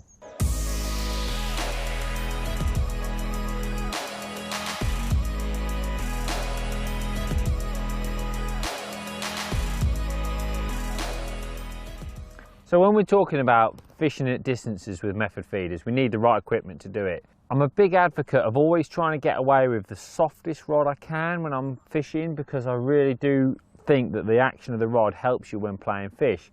Of course, you need a stronger action when you're going to cast further distances. So I've got a couple of different setups here, and maybe you can gauge what's best for you in different circumstances. So at Barston, I'm on peg 20. I'm going to probably be looking to cast around 50-60 meters to start with. It's not a massive distance, so the Superior in the 12.6 50 gram is my choice. Now, It's a nice rod, it's got a nice length, it's got a lovely through action, but it's got plenty of power in there if I need to cast that sort of distance. Once I'm getting to 60 metres or beyond, you're probably looking at about the limit. I know I can fish possibly 70 with it, but everything's got to be bang right conditions wise to be able to fish that distance.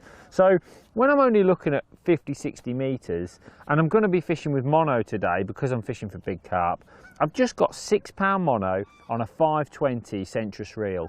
There's no shock leaders, literally just tied to a swivel here with a link on the bottom just to connect the feeder. Now 6 pound, which is 0.23, is really strong and durable. I'm not going to have any problems casting that sort of distance.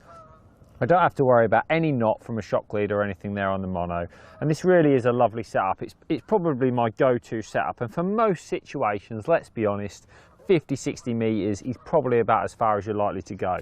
However, there are circumstances where you want to go further.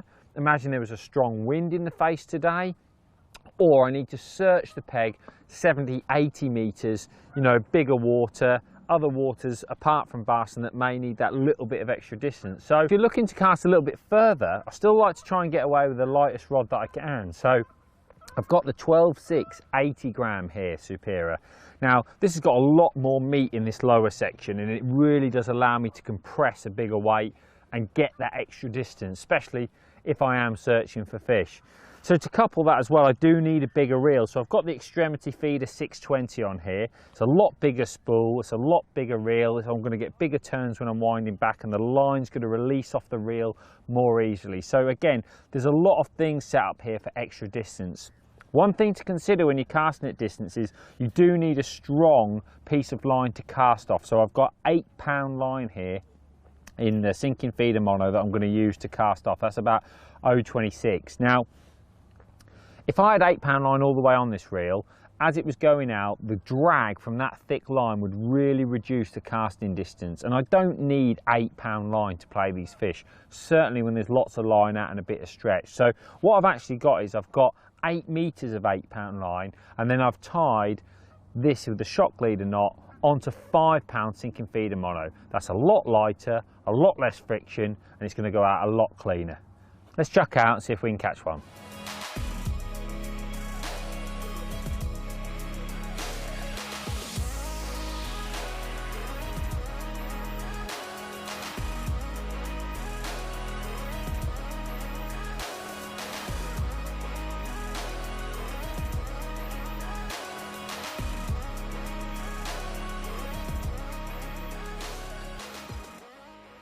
So what I'm going to do is I'm going to chuck in to start with, put that out there around about 50-55 metres. I've clipped up, I'm probably going to chuck 8 to 10 minutes, got my trusty stopwatch here running, and I'm going to look for 8 to 10 minutes to chuck, probably for about 40-45 minutes, just get a feel of what's going on. Is it going to fish well? Am I going to get a few pulls? I don't really know what's going to happen. So I like to just take it steady to start with. I might think about upping that a little bit as time goes on. Maybe I'll have a spell of casting regularly to try and attract some fish in. Maybe I'll wait a bit longer. All of that needs to be judged as the day goes on, but that's how I like to start. Once I've started, it's really important that I've got my next method feeder ready. So just before I load this one up, I'm going to talk you through what hook length and hook I've got on here. I've got 0.19 reflow power. This is absolutely bulletproof, and it's 4 inches long. It's really, really strong. I don't have to worry about it breaking or letting me down. I can catch hundreds of pounds of fish on this hook length, so I'm really, really happy with that. The carp don't care how thick your line is when you're fishing for big carp. They really, really don't. They just suck it in. Carp boys are using really thick braids and stuff like that, so you know that it's not a concern. I've got a size 12 MCM hook on here. It's really sharp, it's a big hook, and when these go in, they do not come out. They're really, really good hooks, and when I'm method fishing, it's the first hook I turn to. You'll notice on there that I've got a band really close to the bend of the hook. That's because when I put the wafter on, I like a band and wafter because I think it's quick and easy to fix, and it'll sit right against the hook perfectly like that. So when the fish sucks it in, it can't help but hook itself. I've got a little tub of water that I can just drop this in. Oh, it's wafting beautifully. Really slow sinking down to the bottom. The weight of the hook pulls it down, and the wafter sits very slightly up, and that's how I like it to sit.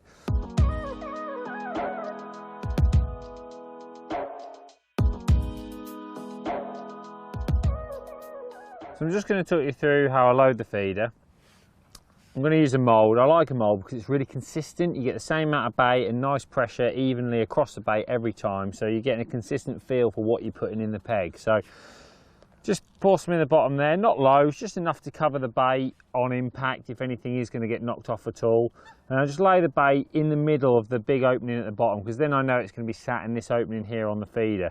And then just fill this mould up nicely. I like it to be slightly heaped, and then just press it down nice and level. That way again I'm getting a consistent amount of bait every time. Real nice amount of bait on these feeders, to be fair. And you can give it a really good squeeze. I really do squeeze it on, and then a couple of taps on the bottom, and there's your method. So I've got a really nice method feeder there. If I want to give it a squeeze just to tighten any pieces up, I can do. You can see there it's going to fly really nicely. The bait's held on perfectly, and I'll probably have 2 or 3 of these ready when I'm looking to cast. So just sometimes you might want to be in and out. If you cast in, sometimes you might get one after 30 seconds. You've got that spare one ready there, and it is a nice time saver during the match. So always have a couple of feeders loaded and ready to go. I think we're going to get one pretty anytime soon.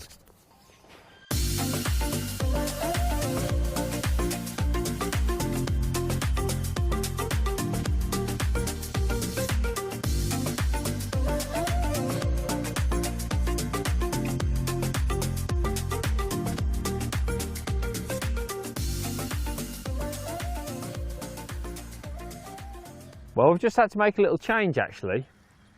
We started at around 50-55, we crept out to 60-65 in that area. We've just not had any bites. Well, that's not true, we've had 4 or 5 bream, but we haven't had any carp.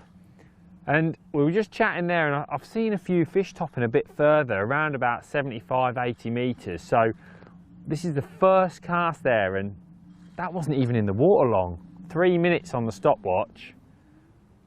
Feels like a decent fish.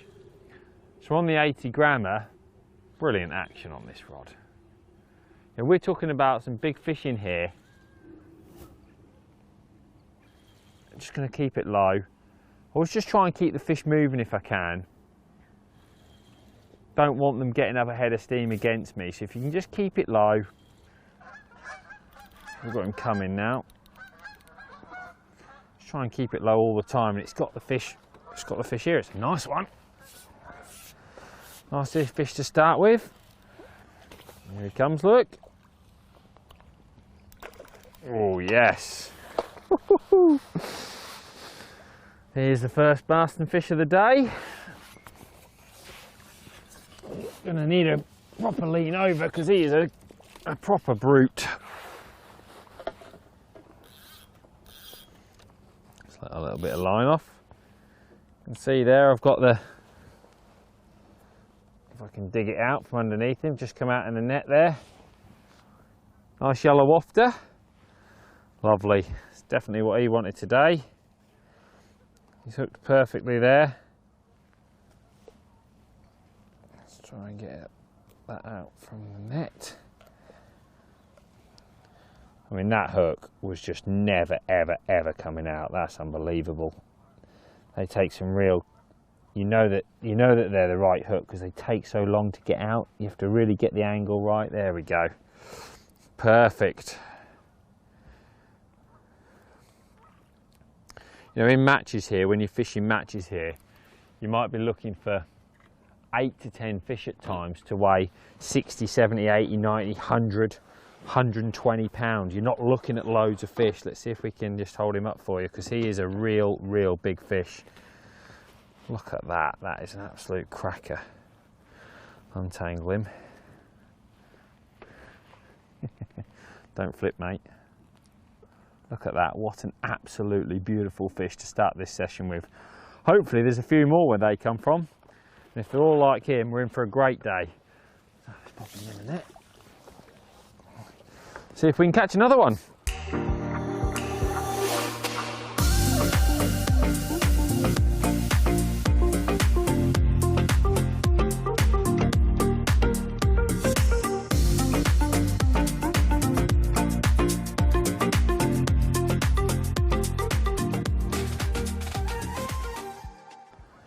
So beautiful F1, if he wants to stop having a flip. Look at the colours on him, real dark F1, beautiful fish. Gave me a lovely bite. The old yellow 8mm Bandem again, perfect. So that's 2 in a couple of casts actually, so nice to get a few bites. That extra distance has definitely made a difference today. Surprising, I didn't actually have time there, we were just chatting to load my next method feeder up like that, you see. That extra distance, I just can't believe, the thing that we were chatting about is the extra distance has made such a difference. I mean, from not getting any bites, that's been in the water a couple of minutes again, so we've had 2 fish really quickly just by going the extra distance. So on these big waters, it shows how important it can be. I'm going to get this loaded up, get it back in. There's obviously a few fish there, hopefully catch another couple of fish.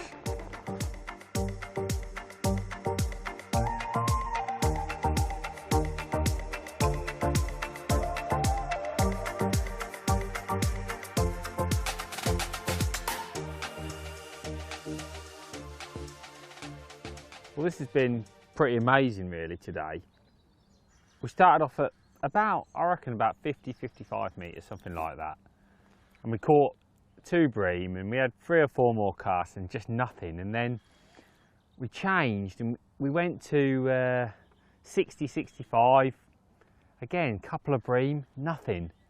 And first cast at what he's got to be pushing 80 metres, we caught a carp, a really nice common that you've probably seen. So we went back out, caught an F1, and then we've just caught 3 or 4 carp now on the bounce. They're all nice fish, you know, not massive fish, but they really are decent fish. And then I got this one again, and it's just blown my mind really that the fish had just sat that little bit further.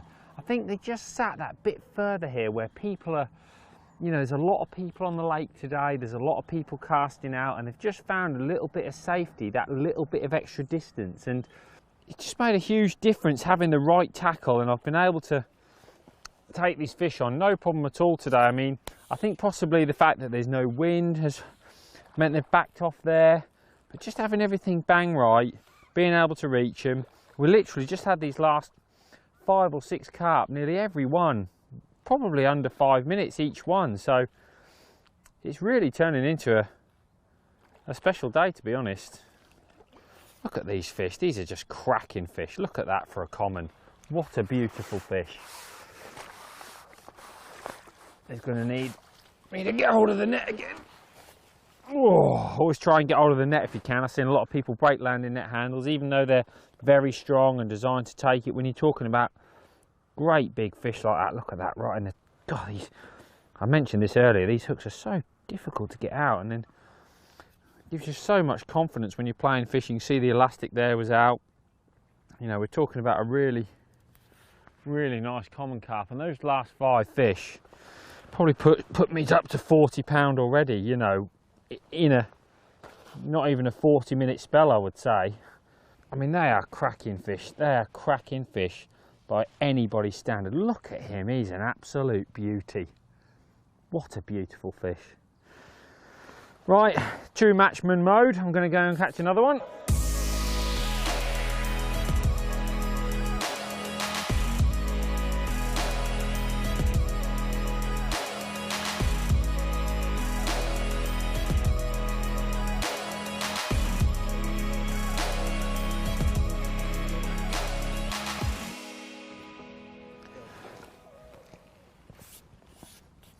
Well, that's interesting. I've just had a great run of carp. I think we ended up catching 5 or 6, and really was looking good. Just had 2 skimmers though in 2 chucks, and I don't really want to go too much further, if I'm being honest. I don't want to try and explore further. I think those fish will come back. So, you know, often when you come to places like this, like at Barston, I mean, if you just look around today, there's a lot of carp anglers here, and additives and things like that can play a part. Now, generally speaking, I don't start off by using them.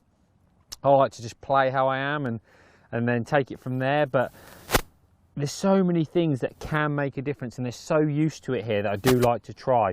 My first sort of port of call really is to try some lava. Got the berry burst today. Really fruity smelling, seems to work well here, to be honest. It's like a purpley colour, which I like. It's a bit different. Again, you're just trying to catch the fish's eye. And the other one that I use quite a bit, to be fair, is the Code Red Glug. a very livery type flavour. It's massive. The carp boys with Sonu Baits and Avid Carp absolutely swear by it. They keep trying to tell me to use it, and I've used it this year for the first time and I am impressed. Either way, it doesn't really matter which one you use, but you use one to start off. So I'm just going to squeeze some Berry Burst on there. I know that that's going to give a right plume of colour when it comes off. You can see it there perfectly on the method feeder. Going to chuck that out, and hopefully that little run of skimmers, that plume of colour, different flavour, might just suck those carp back before I have to consider going a bit further. So I'm just going to load this up. We're casting quite a long way now, to be honest.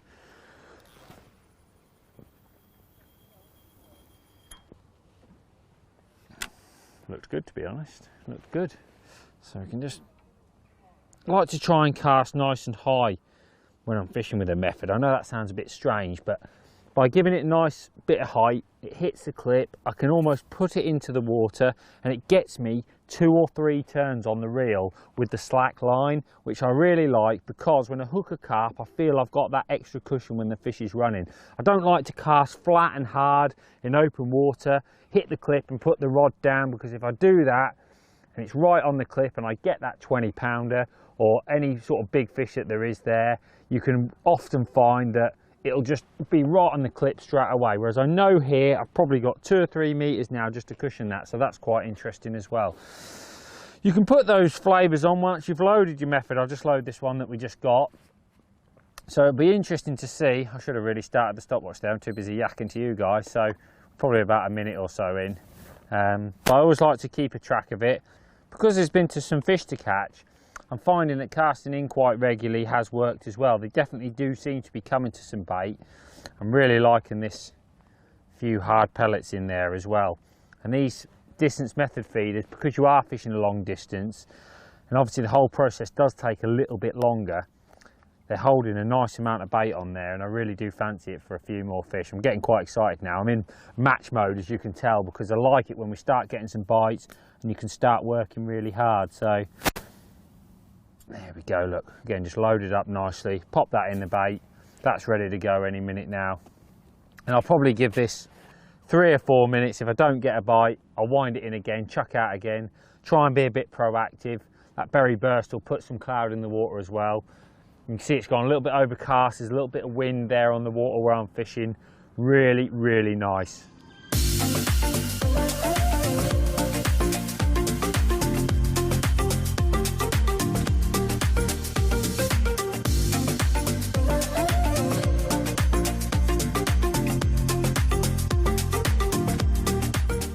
Well, it's been an absolutely awesome day. Just going that extra distance all the time has made a big difference. This was probably my longest chuck of the day. I took my clip off and I had 2 or 3 chucks at what I think is probably maximum range. And that's the second chuck at that range, and it's gone straight round. So just sort of kept chasing them out. Really, really nice fishing. Not the biggest fish I've caught today, but certainly a nice one. Huge thank you to Barston Lakes, because if you want to get your setup right and come fishing at distance with a method, you can have a day like that. What a cracking day we've had. Brilliant.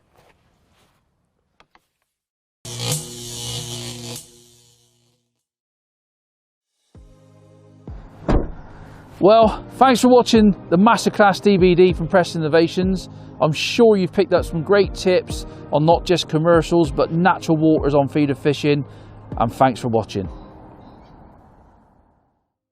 Hope he's going to behave himself. Steady, lad. As you can see, I've had a fantastic day here with Lock Garage Ice. Caught some great bream and some great hybrids.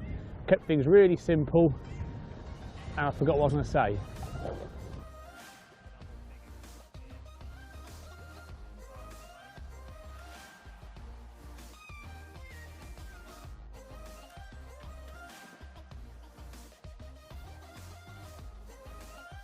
My 2 favourite mixes, I got match method mix and I got super crunchy fish.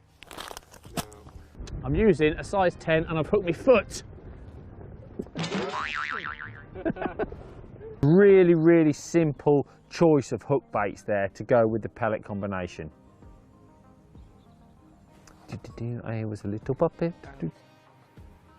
Getting back again. That's literally as I was sinking the line within.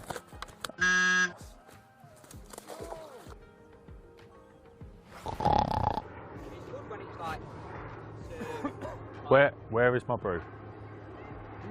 Bring the man his brew. No.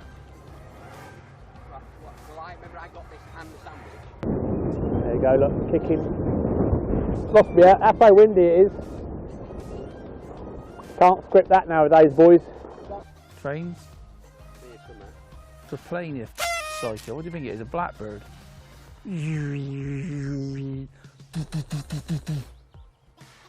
What's up? Well, you join me today at Barston Lakes, where I'm going to show you, I don't know, but I'm going to have another go. Ready? 3, 2. I said, nice stamp. Typical stamp for today, really. Absolutely fit as a f***ing butcher's dog.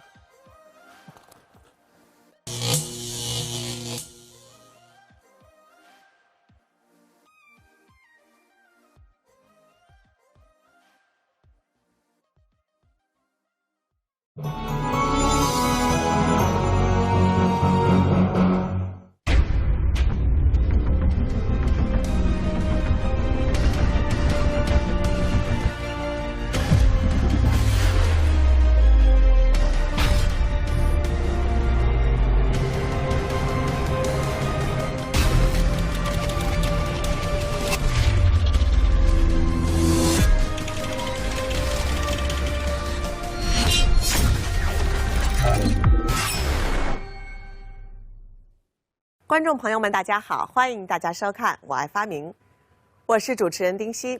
我们今天呀，一起去钓鱼。说到钓鱼呢，想想就觉得很美好。闲暇时光，约上3、5好友，带上鱼竿、鱼饵，去江边一坐，一边钓鱼一边聊天，可谓是其乐融融。但是有经验的老钓友们应该知道，在江边钓鱼那不是一件简单的事儿，因为呀，水里环境相当复杂，在钓鱼的时候啊，很容易就挂底了。那么有没有什么样的发明项目能够解决挂底这个难题呢？我们一起进入今天的节目。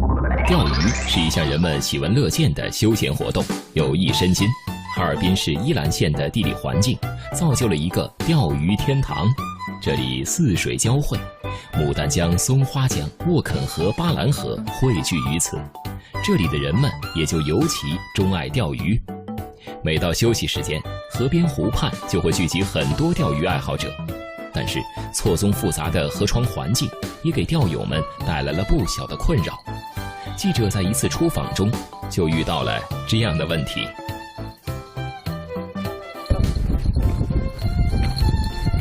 大叔，有鱼了吗？有，真有鱼啊！您教教我呗，看我能钓上来鱼不？可以啊，可以啊。行。这个甩竿有什么讲究吗？甩竿就先这么悠上啊，悠把血搂哎，这样是吧？对对，完了输液，然后这个食指然后分开是吧？来，哇，这行行吗？行，这头一次会了，不错哎，我还想着这个挺难弄的。我不难弄，啊，好，然后放到这儿。两人开始等待大鱼上钩。都说钓鱼是个修身养性的运动，可也没想到一等就过去了1个小时，眼看着鱼钩没有一点反应，记者都等得有些不耐烦了。就在记者打了退堂鼓的时候，鱼钩终于有了反应。是来鱼了吗？哟，咬不动了。这是不是一条大鱼啊？大鱼终于咬钩了，但却怎么也拽不上来。周围的人都说可能是挂底了，也就是说鱼钩可能挂在了河底。那么真的是这样吗？哦，等于就是鱼咬上钩了，但是被那石头给挂上了。对。啊，那全部都得钓你了，拽，你拽。没想到这一下午等来的却是一场空欢喜，鱼跑了不说，鱼钩铅坠全搭进去了。所谓的鱼钩挂底一般出现于活水环境的垂钓中，由于活水的冲刷使得河床环境复杂，鱼在咬钩后会本能地奋力挣扎，并往石缝、水草丛等鱼认为比较安全的地方奋力躲藏。这时，鱼钩就很容易被一起拽到石缝中，缠在水草中。这样一来，钓具就再也拽不上来了。那没什么办法来解决一下这个问题吗？现在就是我这研究琢磨着，就我小朋友有个小钓友，他这个钓了2年多鱼，现在研究这个问题了，搁家里整的研究这个事儿了。哦，他做的这个玩意儿，不知道行不行？那我先去看看呗。行啊，看看他那边做的怎么样。他能把这个问题解决了，那是最好的，钓鱼的更好。好嘞，行，那你们先忙着啊。经过一番寻找，记者来到了钓鱼爱好者殷师傅家里，他又能否解决鱼钩挂底的问题呢？是这样啊，我们是那个我爱发明栏目的。啊，您好。什么事儿啊？听那个就是江边的人说，您这边发明了一个防挂底的鱼钩是吗？啊，是。发明人殷伟光，发明项目防挂底爆炸钩。殷师傅发明的防挂底鱼钩看上去非常简陋，只不过是将鱼钩铅坠安放在一个剪开的塑料小瓶中。它真的能起到防挂底的作用吗？你这摆这么多石头是干嘛的呀？对，这就准备测试的。这是传统的是吧？这是传统的钩。啊，我这个是现在先试传统的钩吧哈。行。传统的钩呢，在抛投过程中呢，就是抛在水里之后，这个石缝啊，很容易就是刮住石头底下。如果说是这个没刮住，或者前面钩也会刮住底下，刮住底下这个树枝啊、石头啊，它就是钓不上来。传统钓鱼钩在复杂的河底环境确实易被障碍物阻拦，那么防挂底鱼钩真的能比它表现出色吗？这个就是可能像一个塑料盒一样，但是把它包裹在里边了，是吧？对。就那个铅坠啊什么的都在里头，对，这不容易卡。对。然后石也在这个，就这个钩吧也在石里边嵌着。对，也香了。试试呗。试试呗。它不会卡吧？哦，是比那个好像要顺畅一点，是吧？对。因为它没有那些小东西，它就是一个整体。对，如果说是有点小的石缝卡住的话，因为啥？塑料这个发滑，它就会这个一时间容易拽起伏。哦，就是这个呢，就是还有这个是我这个设计属于有点像什么设计呢？叫不倒翁的原理似的。不倒翁。对，不倒翁就是那个你看啊，在这个水底下之后，怎样抛投之后，它这个开口都能向上。那这是铅坠在底部。哦，对，铅坠在底下，它那个重物在下面，是吧？对，重物在下面。就是不管怎么扔，它都是重的朝下呗。对。塑料瓶光滑的外壳让防挂底鱼钩在模拟河底环境中来去自如，看上去确实解决了这个问题。但它是否实用呢？记者还想进一步验证一下。看着是挺简单的哈，感觉就一个塑料壳子。对。但是这样试了一下，觉得好像是能防止它挂底。对。但是不知道鱼吃不吃，最关键的是它能不能钓上鱼来。对，那就得咱们测试一下。测试一下哈。对。现在你这鱼缸里试试呗。行，那就试一下吧。鱼缸里突然来了这么个奇怪的东西，鱼群都非常警惕。随着食物的香气越来越浓郁，鱼群的警惕性在食物的诱惑下越来越低。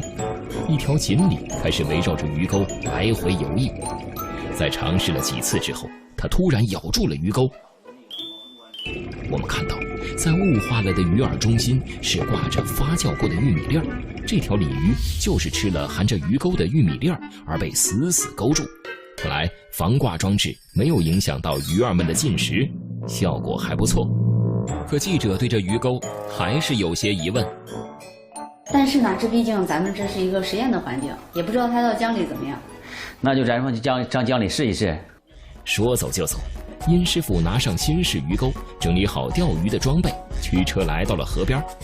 此时河边已经聚集了很多钓友，他的朋友也在这里。来，你看看我这个怎么样？防挂底，不挂钩，上石简单，非常方便。你们看看，哎，这一个破塑料盒子、塑料瓶子，你来钓鱼，你开什么玩笑？破塑料瓶子，我跟你说吧，我这个就解决挂底的问题，哎，上手简单，哎，还不挂底，哎，特别方便。看不出来，看不透你这。看不透，我让你看一看啊，看这是我这个塑料盒子、塑料瓶子，完你拿了，这是。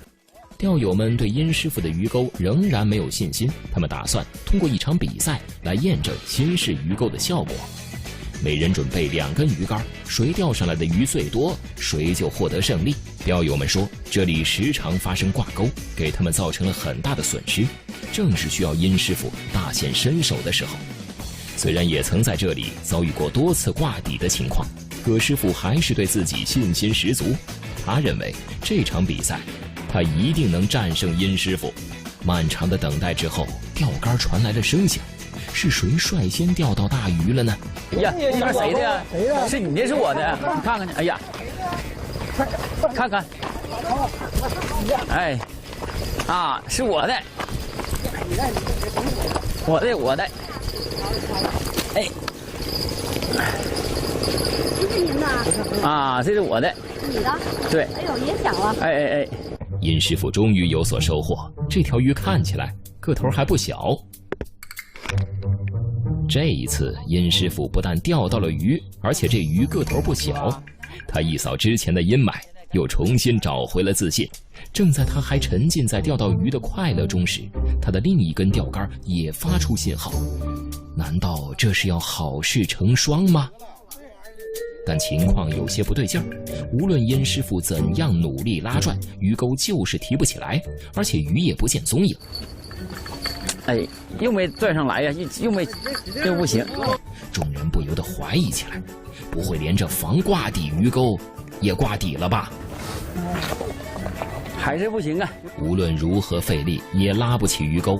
殷师傅只好承认，自己的鱼钩也挂底了。第一次验证以失败告终，殷师傅十分失落，他也只好默默收拾装备，打道回府。他怎么也想不通，为什么还会挂底。殷师傅回家后苦思冥想，自己的鱼钩到底是哪里出了问题呢？他琢磨了好久，终于明白，原来是因为河流里水流的冲击过大，将本来放置在瓶子里的鱼钩以及缠绕在上面的鱼线顺着水流冲刷了出来，挂到了杂物上。想到这儿，殷师傅豁然开朗，他马上着手进行改进。新改进的防挂底鱼钩将鱼钩固定在了瓶子内部，并且在饵料盒的两侧加入了可调节的阀门，可以使饵料在流水中更加快速的雾化，并对钓鱼钩的分布和铅坠进行了优化，使其可以更好地在水底发挥作用。新发明完成了，他决定要去找钓友们一雪前耻。殷师傅和记者又一次来到了河岸边，他的钓友们已经在这里等他了。哎，我看他们都在那边呢，是吧？嗨，都在这呢，钓不钓出呀？殷师傅对自己的鱼钩满怀信心，但钓友们却不以为然。他们决定还是用一场比赛来一辩雌雄。这一次不但要击败一直反对自己的葛师傅，还要迎战4位经验非常丰富的老钓友。殷师傅感受到巨大的压力，但历经千辛万苦完成的发明需要通过一场胜利来证明它的实用价值。殷师傅再一次做好了准备，比赛即将开始。准备好了，那我们以4个小时为准啊！准备，开始。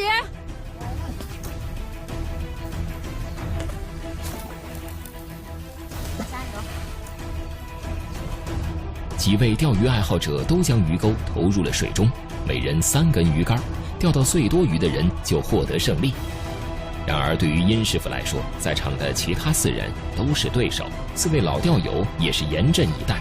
为了证明自己的钓鱼经验和水平，他们也不能向殷师傅这位年轻钓友认输。就在大家把目光聚集在水面上时，一位老钓友的鱼钩似乎出现问题，只见他将自己的鱼钩收了回来，而鱼线已经断掉了。挂钩了。啊，这刚进去没一会儿啊。挂去了都。钩坠没了？没了，刮去了都，拽去了。是有鱼咬着了还是？没有鱼，咬钩是没咬钩，我寻思提换换绳儿，不行了，刮去了。哦，那这个就废了。经过调整，老钓友继续进行比赛。短暂的波澜后，是令人紧张的平静。几位钓鱼爱好者都紧盯着自己的钓竿。就在这时，一根钓竿发来了信号。别着忙，别着忙了。行，抽！快！哎呦我下来，整一个，挺好的。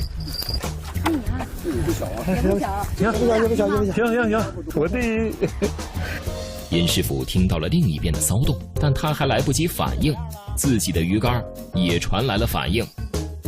哎呀，咬了！哎呀，咬了！你这边是不是也上来了？啊，好像有鱼。哎呦！哎呀，真好！超了，别跑了！超了，赶紧！老师傅，看我去，也上鱼了！随着比赛的进行，几位钓友相继取得了收获，大家都回到了同一起跑线上。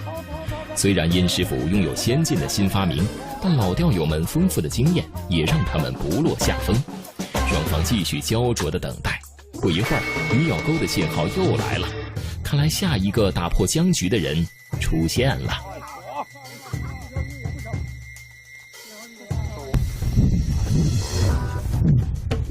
哟，您这边又上鱼了？啊，又来一条，我这又来一条。啊，我这，哎呀，我今儿钓俩呢。来了！超！哎呦，又来一条，不错。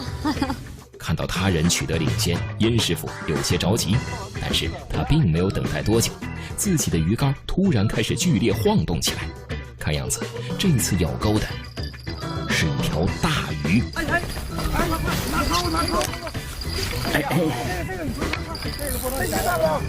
哎，好像刮底了似的呢。殷师傅卯足力气也没拉起鱼钩，他以为这次又发生了挂钩的情况，但这次并不是一场空欢喜。不一会儿，一条大鱼冒出了水面。这得先溜溜吧，对，一下拉不上来吧？一下拉不上来，是吧？你先溜溜呗。它有劲儿，还真是鱼哎！行了，别脱钩了。超，别跑了，慢点。哎。又一个，对，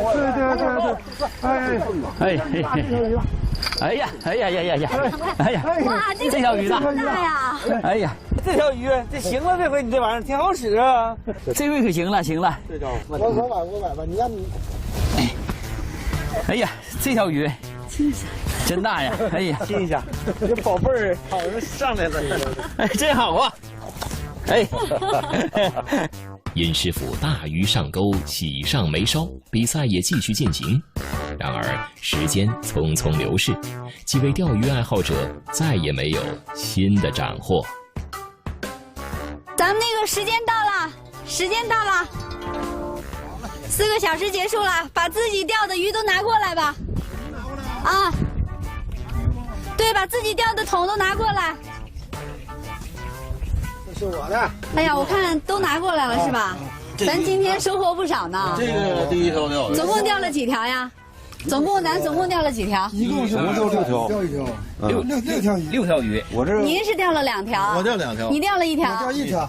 你钓了2条。钓了2条。都知道你钓的鱼最大，就不用显摆了。这条是大的，哎，那条还一个小的。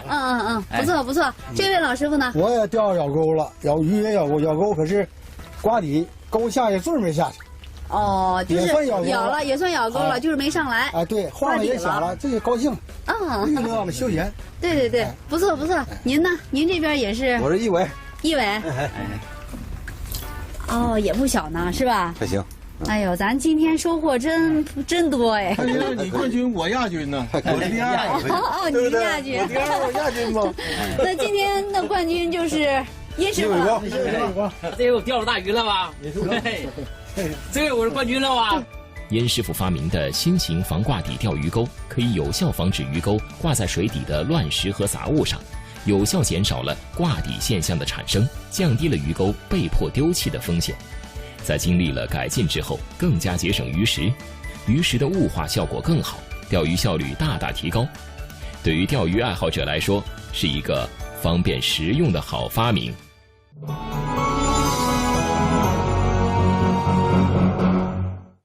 真是没想到，殷师傅啊发明的这个防挂底鱼钩，通过一些简单的小装置，就能够轻松地解决了挂底的问题，而且还比传统的鱼钩呢更好上饵料，真是相当不错。但是对于新手来讲，钓鱼更难掌握的还是对于抬竿时机的把握。如果稍有不慎，也许啊辛辛苦苦等待了几个小时才钓上来的鱼，就这样在眼皮子底下溜之大吉了。那么接下来我们要为大家介绍另外一位发明人，他有什么样的钓鱼起竿的高招呢？发明人李昌发明项目自起钓鱼竿。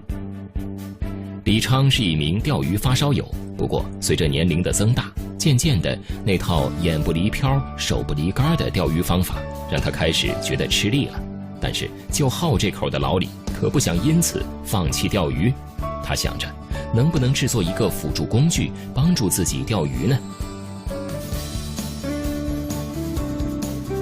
他开始琢磨起来，经过不断的画图模拟起竿的方式，没过多久竟然真的制作出了一根特殊的鱼竿。李昌发明的自起钓鱼竿分为2段，带有弹簧结构的前竿部分和作为支撑的后竿部分，垂钓时将笔直的鱼竿对折，前节部分的弹簧系统水平向前压缩，锁死销钉会卡住锁死支架，后面由利臂顶住，形成稳定的待激发状态。当鱼咬钩时，导眼晃动，装置激发，鱼线振动产生的摩擦力会水平向前拉动锁死环，带动上发销钉解锁，弹簧系统释放弹性势能，向后挤压利臂，利臂上挑带动前竿，完成起竿的动作。这片测试用的鱼塘算是老李的主场了，哪里有鱼，老李应该是了然于胸。那么这回用上了自己的新型鱼竿，能够钓到比平时更多的鱼吗？老李准备用他最拿手的爆炸钩作为测试用具。今天的垂钓环境不错，微风袭来，让水中氧气充足，鱼儿更加活跃，是垂钓的绝佳时机，可谓是天时地利。接下来就等着看自起鱼竿的表现了。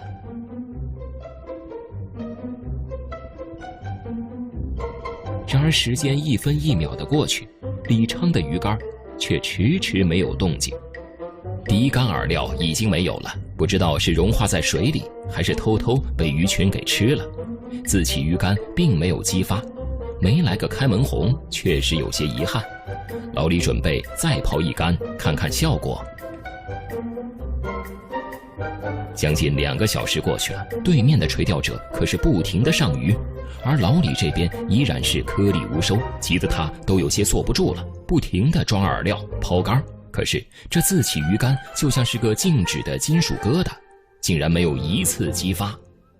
老李也是摸不着头脑，只得停止测试。看来应该是鱼竿有些问题了。老李认为是自起鱼竿的触发导眼卡得太紧了，就是激发装置不灵敏，有可能鱼儿早就偷偷地把饵料吃光了。可是岸上的我们却一无所知，想到这儿他也不测试了，马上回去进行改进。他准备重新制作一套触发装置，老李一门心思投入到研发中，有时干脆住在厂房里，这可引起了家里人的不满。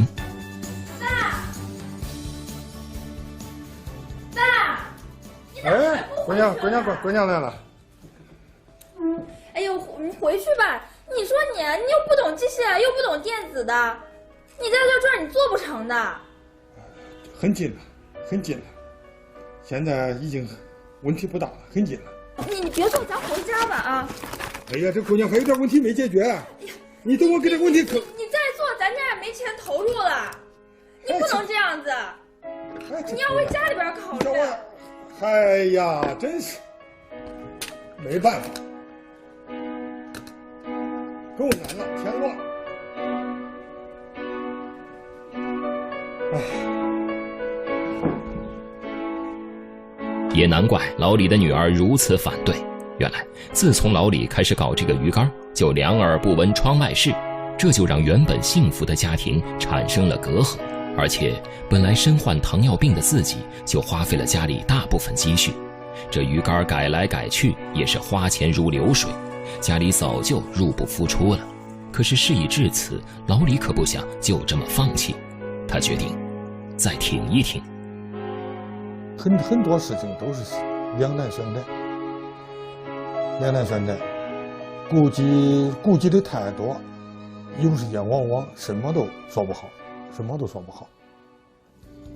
再三思考后，老李决定孤注一掷，他还是选择先改进鱼竿，并且找了老同学帮忙研究。这段时间，一家人几乎没有交流。没过几天，终于是将机器给修改好了。李师傅告诉我们，他给新鱼竿增加了一个导演前后运动的功能，也就是说，提高了灵敏度。除此之外，他还增加了一套自动报警系统。虽然功能更加多样化，但是起竿的灵敏度这个难题到底攻克没有？能够钓小鱼了吗？我们准备进行一系列的模拟验证。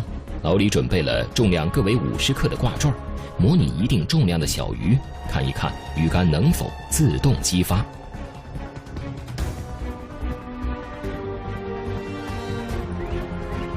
我们看到3两重的挂坠能够让鱼竿成功激发，看来鱼竿是具备了钓小鱼的能力。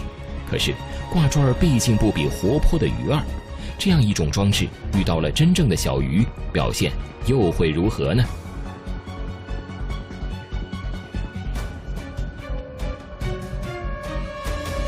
可是鱼儿对氧气的需求似乎比挂着的美食更加具有诱惑力。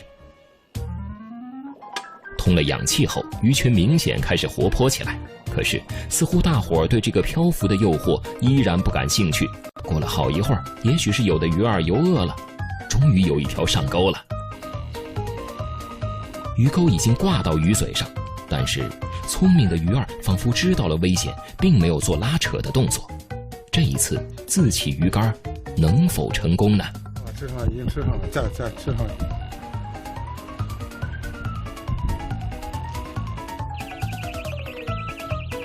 最终自起竿战胜了机智的鱼儿，但是我们测试的主题可是能否钓上来比较小的小鱼。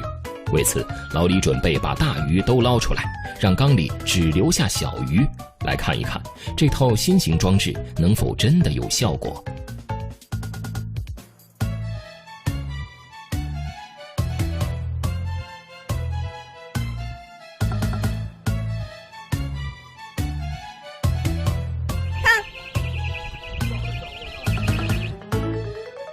自起鱼竿连续钓上来一大一小2条鱼，都没有什么问题，圆满地通过了灵敏度的测试。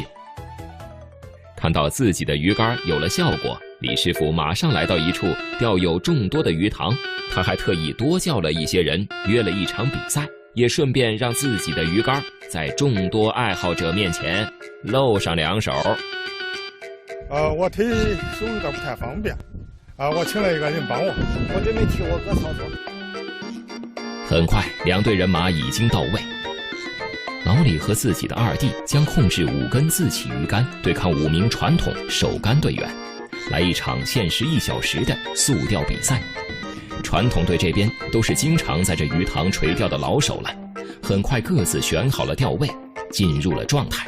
今天的垂钓环境虽然风力较大，天气稍阴，但是气压却不低，这给了双方很好的垂钓环境。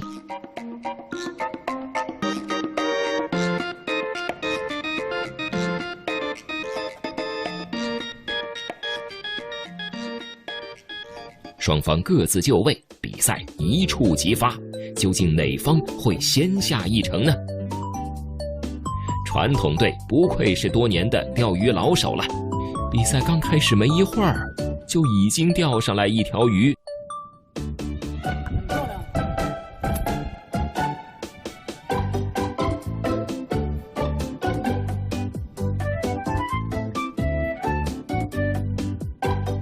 还没等刚才的鱼钩重新上好鱼饵，传统队就又传来喜讯，又有鱼上钩了。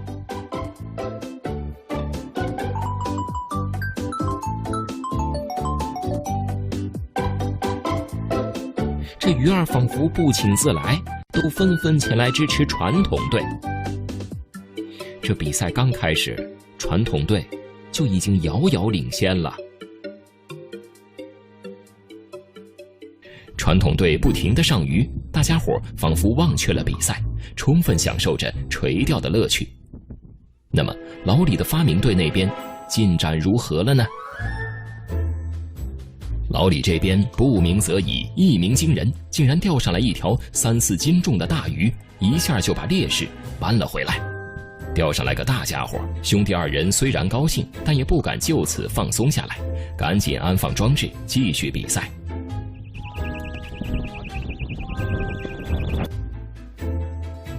发明队又钓得一条，自动报警装置确实有了效果，即使2个人操作5根鱼竿，也显得游刃有余。看来今天谁输谁赢，还真不好判断。相比于精神高度集中的传统手竿队，老李兄弟2人显得轻松许多，5根自起鱼竿自动起落。此刻的老李也许正偷偷享受着这种忙碌中的宁静。比赛进入到了白热化的阶段，双方都各展身手，鼓足干劲儿，争取想要多钓几条鱼上来。很快，比赛的时间到了，两边都是收获颇丰。让我们来称一称，谁才是最后的大赢家。我们将2队钓到的鱼分别进行了称重，传统队共钓得22斤，而李师傅率领的发明队共钓得27.6斤。最终，发明队以5斤多的优势获得了比赛的胜利。李师傅这个发明，我今天也切身体会了。回头我也要搞2个自己玩玩。方便，自动弹起，用着很方便的。李昌发明的自起鱼竿，当鱼咬钩时，鱼竿内部能够通过一系列的联动激发装置，完成挑竿的动作，从而自动将鱼儿吊起，达到自动钓鱼的效果。比传统的鱼竿更加简单便捷，尤其适合初学垂钓的新手。今天呀，我们算是把各种花式的钓鱼方法都看了个遍，有防挂底的，有自动起竿的。但是啊，大家有没有听说过听声钓鱼的呢？我们一般钓鱼啊，都是通过看鱼漂的动静和手上这个鱼竿的晃动来判断是不是有鱼上钩了。接下来，我们这位发明人不用看，也不用碰鱼竿，光听声音就知道有没有鱼上钩了。这究竟是什么样的发明项目呢？我们赶紧去看一看。我们的记者来到了深圳凤凰山的一处专业渔场，这处渔场算是附近场地比较大、鱼比较多的。记者希望能够找到一位老钓手来体验传统钓鱼的困难在哪里。曾先生是这处渔场的负责人，有着20年的钓鱼经验。从爱好钓鱼到闲暇时间坚持钓鱼，成为一位老钓手。曾先生对于钓鱼方面的问题，对记者是有问必答。您能让我试一下吗？就是我试一下这个钓鱼。您试试看。记者亲自体验钓鱼的感觉，没过多久，曾先生就提醒记者，好像有鱼上钩了。赶紧提！我看没动啊，哎，好像真有。对，哎，钓上来了。我靠，抄网了。上来了是吧？你看我还真能钓上来条鱼，从来没钓过鱼，是吧？对，鱼漂确实难以观察。记者问曾先生，有没有什么解决办法？那个咋说呢？这个还是没办法，没办法。对，因为现在这个漂哈，有的就是搞得为了醒目点，可能做的那个稍微颜色比较分明一点。然后那个可能粗一点、长一点，因为我们这种漂现在用的这个漂哈，就是为了钓这个鱼用的。太难看了。您这高手就不一样，我看了半天，我就感觉什么都没动。哎，没事，习惯就好了。这个都是这样的啊。您钓久了也是这样的，这个没有什么那个。那您见过，就是稍微比这个好用一点的鱼漂没有？就靠谱点的？都差不多吧。都差不多啊。这次呢，我来就是看一个发明的智能鱼漂。您如果有时间的话，咱们一起去看一看。您有时间吗？如果实用没问题啊。然后这个东西如果说确实能够觉得能打动你的话，咱一起去看一看怎么样？可以，反正这段时间也挺闲的。行，那咱就出发，咱去看一看那个智能鱼漂怎么样？反正这会儿也没事。行，走，咱走。来。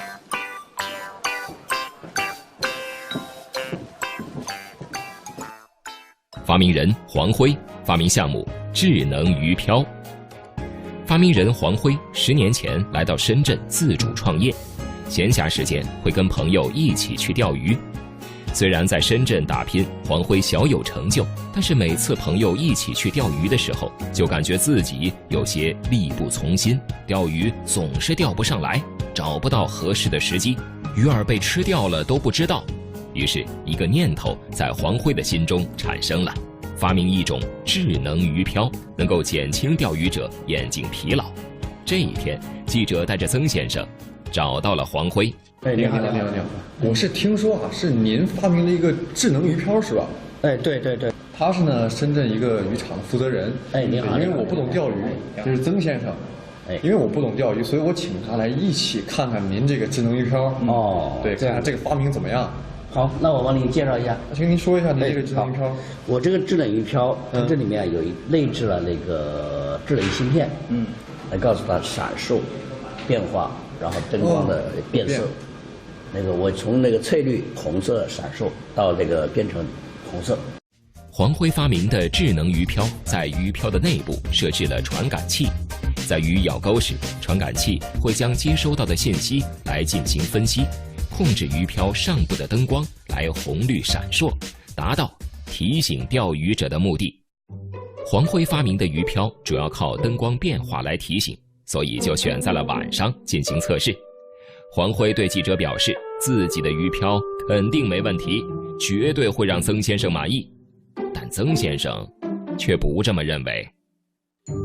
现在还不好说吧。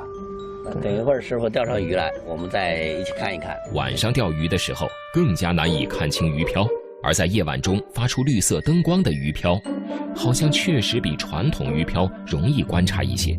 不知道一会儿测试的时候，究竟能不能钓上来鱼呢？没等一会儿，鱼漂的灯光开始闪烁，有鱼上钩了。哎呦，嚯，不小！哎呀，可以。咦，挺大的一条。看来黄辉发明的智能鱼漂还真有效果，可是曾先生却不这么认为。曾先生，您怎么看？我觉得好是好，比以前有点提升，但是感觉是不是有点鸡肋啊？这个效果提升感觉不是那么明显啊。您是觉得说它这个鱼漂确实有提升，但是还是称不上智能鱼漂，对吧？对，我觉得这个还达不到。哦，这个已经很好了。哎，你那个一是我提升了亮度，第二呢，我在变色的过程中，让你判断起来更清楚。因为以前要盯着这个鱼漂吃2目还是吃1目，这个时候是很难界定的。我这个很明显，闪烁，哎，鱼来了，我知道鱼在探钩了。哎，红色拉杆。我不用再去看那1目2目的这个盯着的眼睛瞪得铜钱一样。你这个漂吧是比之前的有点提升，但是你一样的还是也得用眼睛看，是吧？然后那个结果其实是一样的，没有什么太大的那个提高与提升啊。轻松还是轻松点，现在还是轻松。反正我觉得没有我想象中那么的完美，跟你说的跟我想的完全还是有很大的差异的。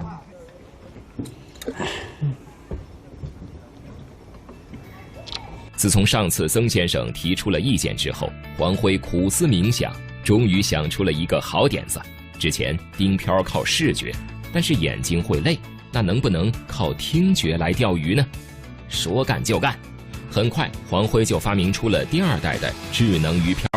可是随之而来还有一个问题，信号并不能很好的传递到手机上。黄辉和他的团队遇到了不小的挑战，如何才能够把手机的蓝牙信号和鱼漂稳定地连接起来呢？这让黄辉他们有些犯愁。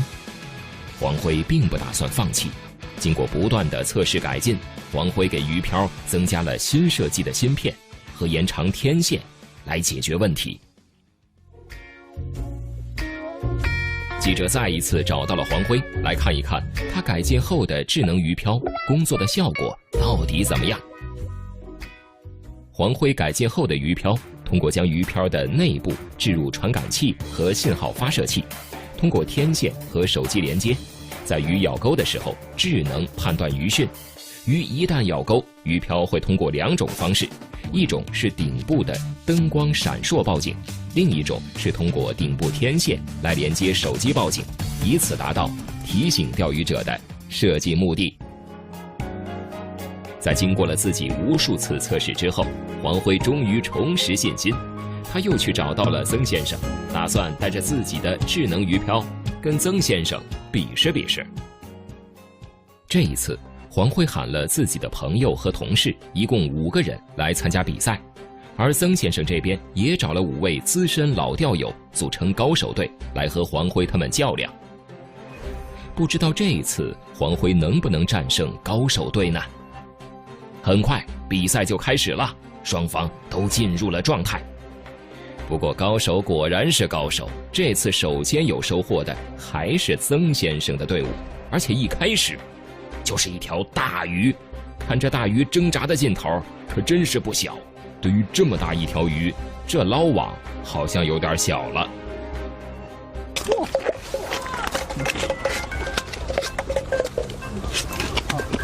按住它，按住它。这有10几斤。你这干嘛呢？他们那边你看到没有？刚才我看到了，看到没有？这么大的一条鱼。对。您这是？你这是？现在目前还没什么进展，但是稍等一会儿，你不要着急。钓鱼是一个持续性的啊，这个有一定的运气成分，也有一定的经验成分。但是我们这一会儿现在都准备就绪啊，一会儿就会效果。就在黄辉还在耐心等待的时候，那边曾先生的高手队又钓上来一条大鱼。这条鱼虽然比刚才钓上来的那条大鱼要小一些，可是挣扎劲头却一点不小。这您钓的好快啊！这一会儿就2条鱼了。运气，也有技术。你看这，他们都没您运气好吗？也有技术，也有技术是吧？比较好。这下连黄辉他们都跑来向这位高手开始请教了，希望他们请教完之后能够钓上来鱼吧。一鱼了，走！哎，有！来，捞上来！哎，钓到了！来，等下我下来。是条小鱼，但总算是有了。刚才是怎么手机响了？刚才是手机响了，有提示了是吧？对。鱼上钩了，虽然是小鱼，但是这鱼也不错。这么久才钓上鱼，面对这样的情况，黄辉他究竟能够取得最终的胜利吗？我们继续努力，好吧，继续努力。虽然他们现在他们目前暂时还领先我们一条，是吧？对。但是我们肯定一会儿反超。刚才什么情况？这是？刚才手机提示鱼来了，我们就拉钩，那个鱼就上钩了，我就拉起来。绳子响了。什么？您这手机响了吗？对。您这手机响了？对呀。拉钩啊，赶紧快！有鱼吗？哎，有。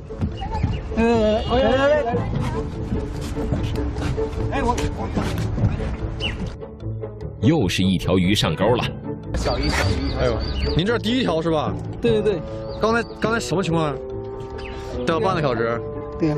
然后您这个手机刚才就突然响了。对。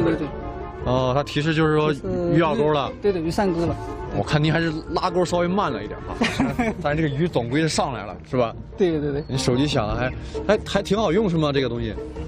还可以是吧？小时候钓过，对，10几岁的时候钓过，包括它会有手机有提示。手机会响是吧？对，手机会有提示。行，那您继续加油，这钓上第一条，争取您再多钓几条上来，可以吗？好，多个加油！今天开餐晚餐啊。可以。看来这次的改进总算是有了效果。由于黄辉将鱼漂的灵敏度设置得较为灵敏，所以体型较小的鲫鱼咬钩时，手机就会报警。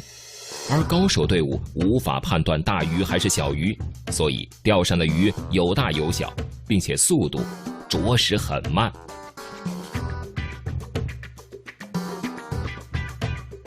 你好，我看您钓的挺开心的。您钓上来鱼了吗？没有，倒是没有。那它这个有反应吗？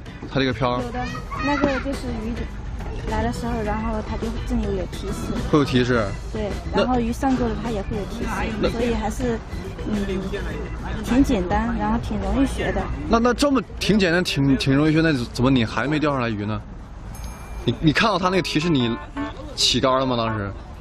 可能就是那小鱼吧，然后它不怎么吃。不怎么吃。对。他会想一下，然后但是那个想了，哎，响了吗？哦，响了。来提起来看看。提起来看看，你们响了吗？睡觉。可能又是碰了一下，这小鱼可能又碰了一下，但它没吃。就在这时，鱼漂似乎又有了动静，好像有鱼上钩了。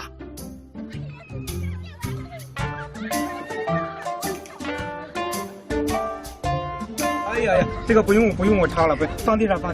这小鱼，你不是钓上来吗？那鱼呢？你不是钓上来了吗？那鱼呢？上面的显示鱼上钩了，然后钓了可能就下。你看人家这是真正上鱼了，看这条小鱼。手机提示有。刚才手机上来了吗？刚才手机响了吗？是。对呀。手机响了，然后你一拉。终于钓到一条了，我的鱼跑了。还不错，小心。第一次钓鱼有这个效果，不错。谁的鱼跑了？他的鱼跑了，他也是喊着钓鱼呢，上来了。你看一拉上来什么都没有。一拉上来没了，跑了。没关系，等下再钓一下。没关系，钓鱼不是经常有这样的事儿吗？第一次钓鱼有能钓上来。是吧？继续加油，对吧？没钓过的。随着双方钓上来的鱼越来越多，约定的比赛时间也到了。究竟这一次双方成绩如何？黄辉又能否赢得比赛，获得曾先生的认可呢？记者开始和曾先生一起清点成绩。行，那咱去看看发明黄先生他那边成绩怎么样？行，走，我们看看。走。哎呀，走，咱们去看看。黄先生，你看这个。哇，这么小啊！鱼是比较小，数量还蛮多。哎，不少啊，这鱼。你这鱼，1、2、3、4，哎呦，1、2、3、4、5、6、7、8，这8条鱼是吧？8条。哦，看来放生了2条小的。放生了2条小的。怎么净是小鱼没大鱼呢？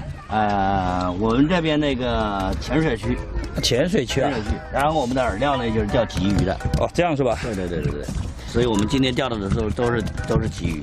哦，曾先生那边高手队可是3条大鱼，对，是吧？我用3条，其中1条就10来斤啊。对，10来斤，3条，1条高手钓3条，还没我们多。这个不能按数量这样说吧？你看按质量，咱们的质量还是好很多，是不是吧？都是大鱼是吧？对。我们这都是业余队，那个随便钓就有这个8条的收获，我觉得还是不错。最终比赛结果为黄辉队伍钓上来8条鲫鱼，而高手队伍虽然有1条大的青鱼，但是总体上来说还是黄辉的队伍成绩更好，黄辉获得了这次比赛的胜利。我这个鱼漂今天表现不错，你看，您觉得他这个鱼漂怎么样？我觉得还行，主要这帮那个都是基本上看着不像钓过鱼的，也能钓出来是吧？你看那边还有女生，是。对，我们这女生都钓到鱼了，业余选手都能钓成这样也不错了啊，是吧？怎么样，曾先生？哎，这次彻底满意了吧？满意，挺好的啊。这个一些业余选手能钓出这种结果啊，挺不错，是吧？已经超出我的那个预期了。对，您的发明，我希望能够在我们渔场能够大力推广。好，谢谢，希望后期合作愉快。好，一定好合作。好，行，谢谢啊。好了，以上就是今天节目的全部内容了。欢迎大家关注我爱发明的官方网站和新浪微博，也欢迎大家继续关注科教频道其他精彩节目。我是丁熙，下期节目再见。